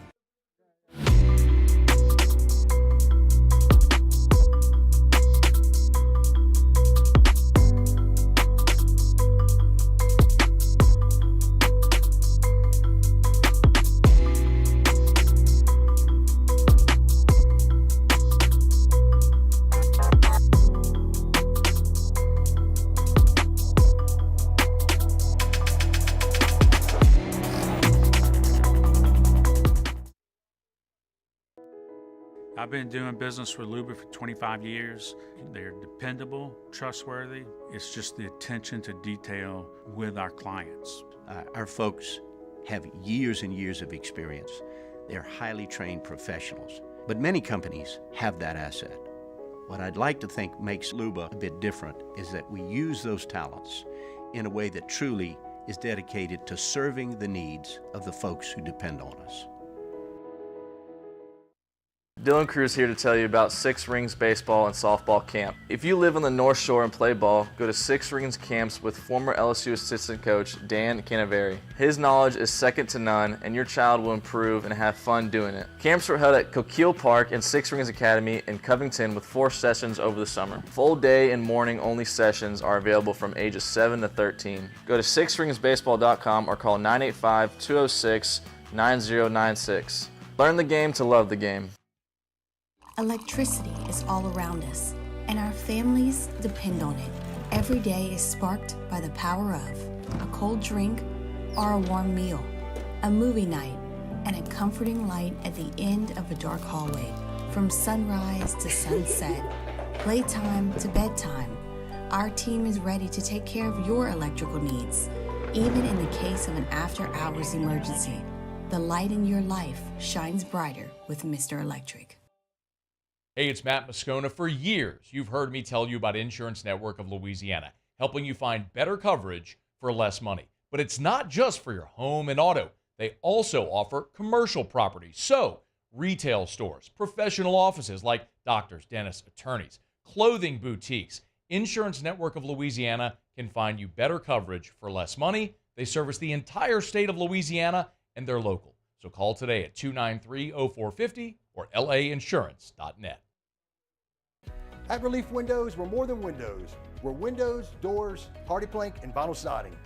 But our number one product is always customer satisfaction. Visit us online.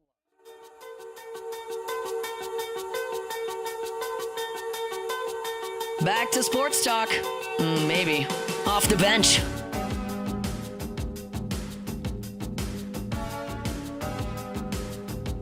Welcome back into the final final segment of the week for I didn't know Ask we the were Bench. getting canceled. Alondra, it's been a long week. No, Who we're are not you getting canceled. telling? We're not getting canceled without T-Bob here. Like there's no chance of that happening. Between like me and T, there's a possibility that it happens. You're not that bad though. Like T-Bob's blatant with it. It's like a different kind of T-Bob, yeah. just like the things that T-Bob says, not just to us, like to a listening radio audience, makes me wonder, like, what kind of things does he not say? Right. Like, what is he thinking that he's like, oh, I shouldn't say? That man is a special human being. All right, look, we're going to get into Ask the Bench. Some of these are inappropriate, so we're going to pass on them. But Ask the Bench, would you rather be a fan of the Cowboys or the Browns? I will let you two go first, and I will wait till last to answer this question. I would rather go for the Browns because y'all know me. I am on the Jameis Winston train, and I have been for the longest time. Jameis Winston is maybe one of my favorite people on this earth. And like I said the other day, maybe I don't remember if I said this on Off the Bench or AFR, but no interceptions for Jameis the last game, and I'm very, very proud of him for that. Look, we're going to see what happens this game. We're going to see what happens this game, okay? You got to play for the name on the side of your helmet, but they don't have a name on the side of their helmet, so just play for Cleveland. Yeah. Oh, we ain't got no decal. We're going to see what happens this week as far as Jameis turning the ball over. Jordan, Cowboys or Browns? And listen, be nice, okay? Dude, because you're on my list this morning. Listen, man, I've been sitting here trying, like, second you gave the question, I've been sitting here deep in thought trying to think bro, this is a terrible scenario, man. Like, I don't even know, because I couldn't be a fan of the Cowboys knowing that you're never going to win until Jerry Jones kicks the can. And I can't be a fan of the Browns knowing that we didn't give a Predator a guaranteed contract and we're stuck with that. We wanted to. Well, yeah, Yeah. Saints, yeah. No. You know, whoa. We talked about this the other day. Saints fans can't say anything because Saints, Browns, and Falcons, all three of those programs wanted Deshaun Watson. The Browns just outbid them. Guess what? We're so broke we couldn't do it. So there you go. We are so broke we couldn't. You know what? You're right. We can actually thank Mickey Loomis for that. Thank you, Mickey Loomis. We're so broke we got ourselves out that situation. Okay, guys, the answer is quite clearly the Dallas Cowboys. This is the easiest ask the bench question we've ever had. Why would you not? What? No, I'm totally kidding. The Cowboys are in a bad place right now, but you know, I'm one of those loyal fans. Although, Jordan, I will tell you were not here for this the other day. It was just me, Jake, and Alondra. We marked it down. We bookmarked it. Alondra may have even videoed it. I'm not even sure. I said if the Cowboys hired Deion Sanders as a head coach, I would find another team to root for. Outside of that, though, I am a loyal Cowboys fan. And, you know, people are like, oh, of course you're a bandwagon Cowboys fan. Guys, I have never seen the Cowboys play in an NFC championship game. Not ever a day in my life. That's just the team I grew up watching. My dad was a Cowboys fan. Also, Alondra, your dad was a Cowboys fan, right? Yeah. Okay, and my brother. What was it that made you not a Cowboys fan? I've always been a contrarian. I can see that. And I'm being so serious. I've always liked the Saints. Well, it's weird because, okay, you grew up in Texas, the contrarian. I would have thought it would have been the Houston Texans instead because, you know, that's the other Texas team. I was always curious. The Texans just never intrigued me, ever. I mean, they've never been good. Exactly. And even now, CJ Stroud, whatever, but and I don't know. They're just not, they're a boring organization to me. And the Saints were good when I was growing up. So good they won a Super Bowl. It hurts. The Saints were so good my whole life. And now I'm finally seeing what my dad and grandpa and all them was going through. And it sucks. Yeah. So not having fun anymore. Not having fun anymore. All right, here's a good one. Ask the bench. What is your ideal retirement location? For me, we went to Yellowstone this summer for my wife's birthday. I loved Montana. That might be my most favorite state that I've visited. I don't like the big city. You know, I like to be a little bit more to myself. And then where we were in Gardner, Montana, it's a 45-minute drive to Bozeman, which is a pretty decent-sized city. I mean, I think Bozeman has 150,000, 200,000 people in it. So that area of Montana is tough to beat. What about you guys? Ideal retirement. Go ahead. I mean, mine would have to be in the summer times, Denver, and in the fall, Phoenix. Those would be my ideal, going between those two spots. That's interesting. Yeah. As if I got it like that. Dream retirement for me. Alondra's is Round Rock, Texas. Do you want me to be realistic or if I was rich and your ideal location? Anywhere in the world. All right. So if I'm being realistic, anywhere in the world. I want to retire and die in the Texas Hill Country. Not necessarily, the Round Rock's not really the Hill Country, but out in Helotes, Texas or something like that, I would be extremely happy and at peace there. But if I was rich and had stupid money, I would want to retire to a vineyard in Italy or something like that. Just make my own champagne all the time. All right, let's get one last one in here before we go, because I really like this question. This comes from Gulf South. Most underrated part of Baton Rouge. For me, this is very easy. I'm not going to say LSU and Tiger Stadium because it's not underrated. Everybody knows about it. The food scene. I love the food scene here in Baton Rouge. Now, we lack a few things of, there's not a ton of, barbecue restaurants and all that. That's more of a Texas thing, a Missouri thing and all that. By and large, we have a really good collection of restaurants. I love the food scene here in Baton Rouge. I know that some people are iffy on it. To me, that is the most underrated part of Baton Rouge. There are a lot of good spots you can go on any given night. Wait, what was the question? Most underrated part of Baton Rouge.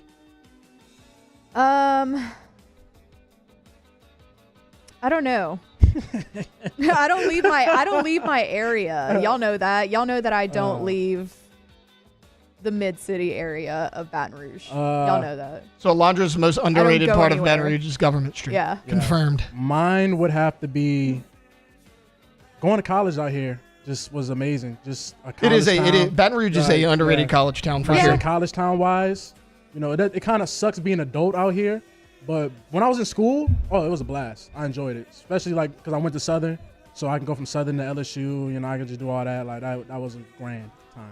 All right, that's going to do it for Friday edition of OTB. Really fun Ask the Bench right there. Thanks to Jace Lejeune, Lily Gale for hopping on, being our guest today. We talked a ton of NFL and college football. Jake will be back on Monday. T-Bob, and we're not sure. Till next time on Off the Bench. Off the Bench. The only thing scary about the deals at Bayou Ford is if you miss out on them, like $15,000 off F-150. Bayou Ford has $15,000 off Ford F-150. All new Bayou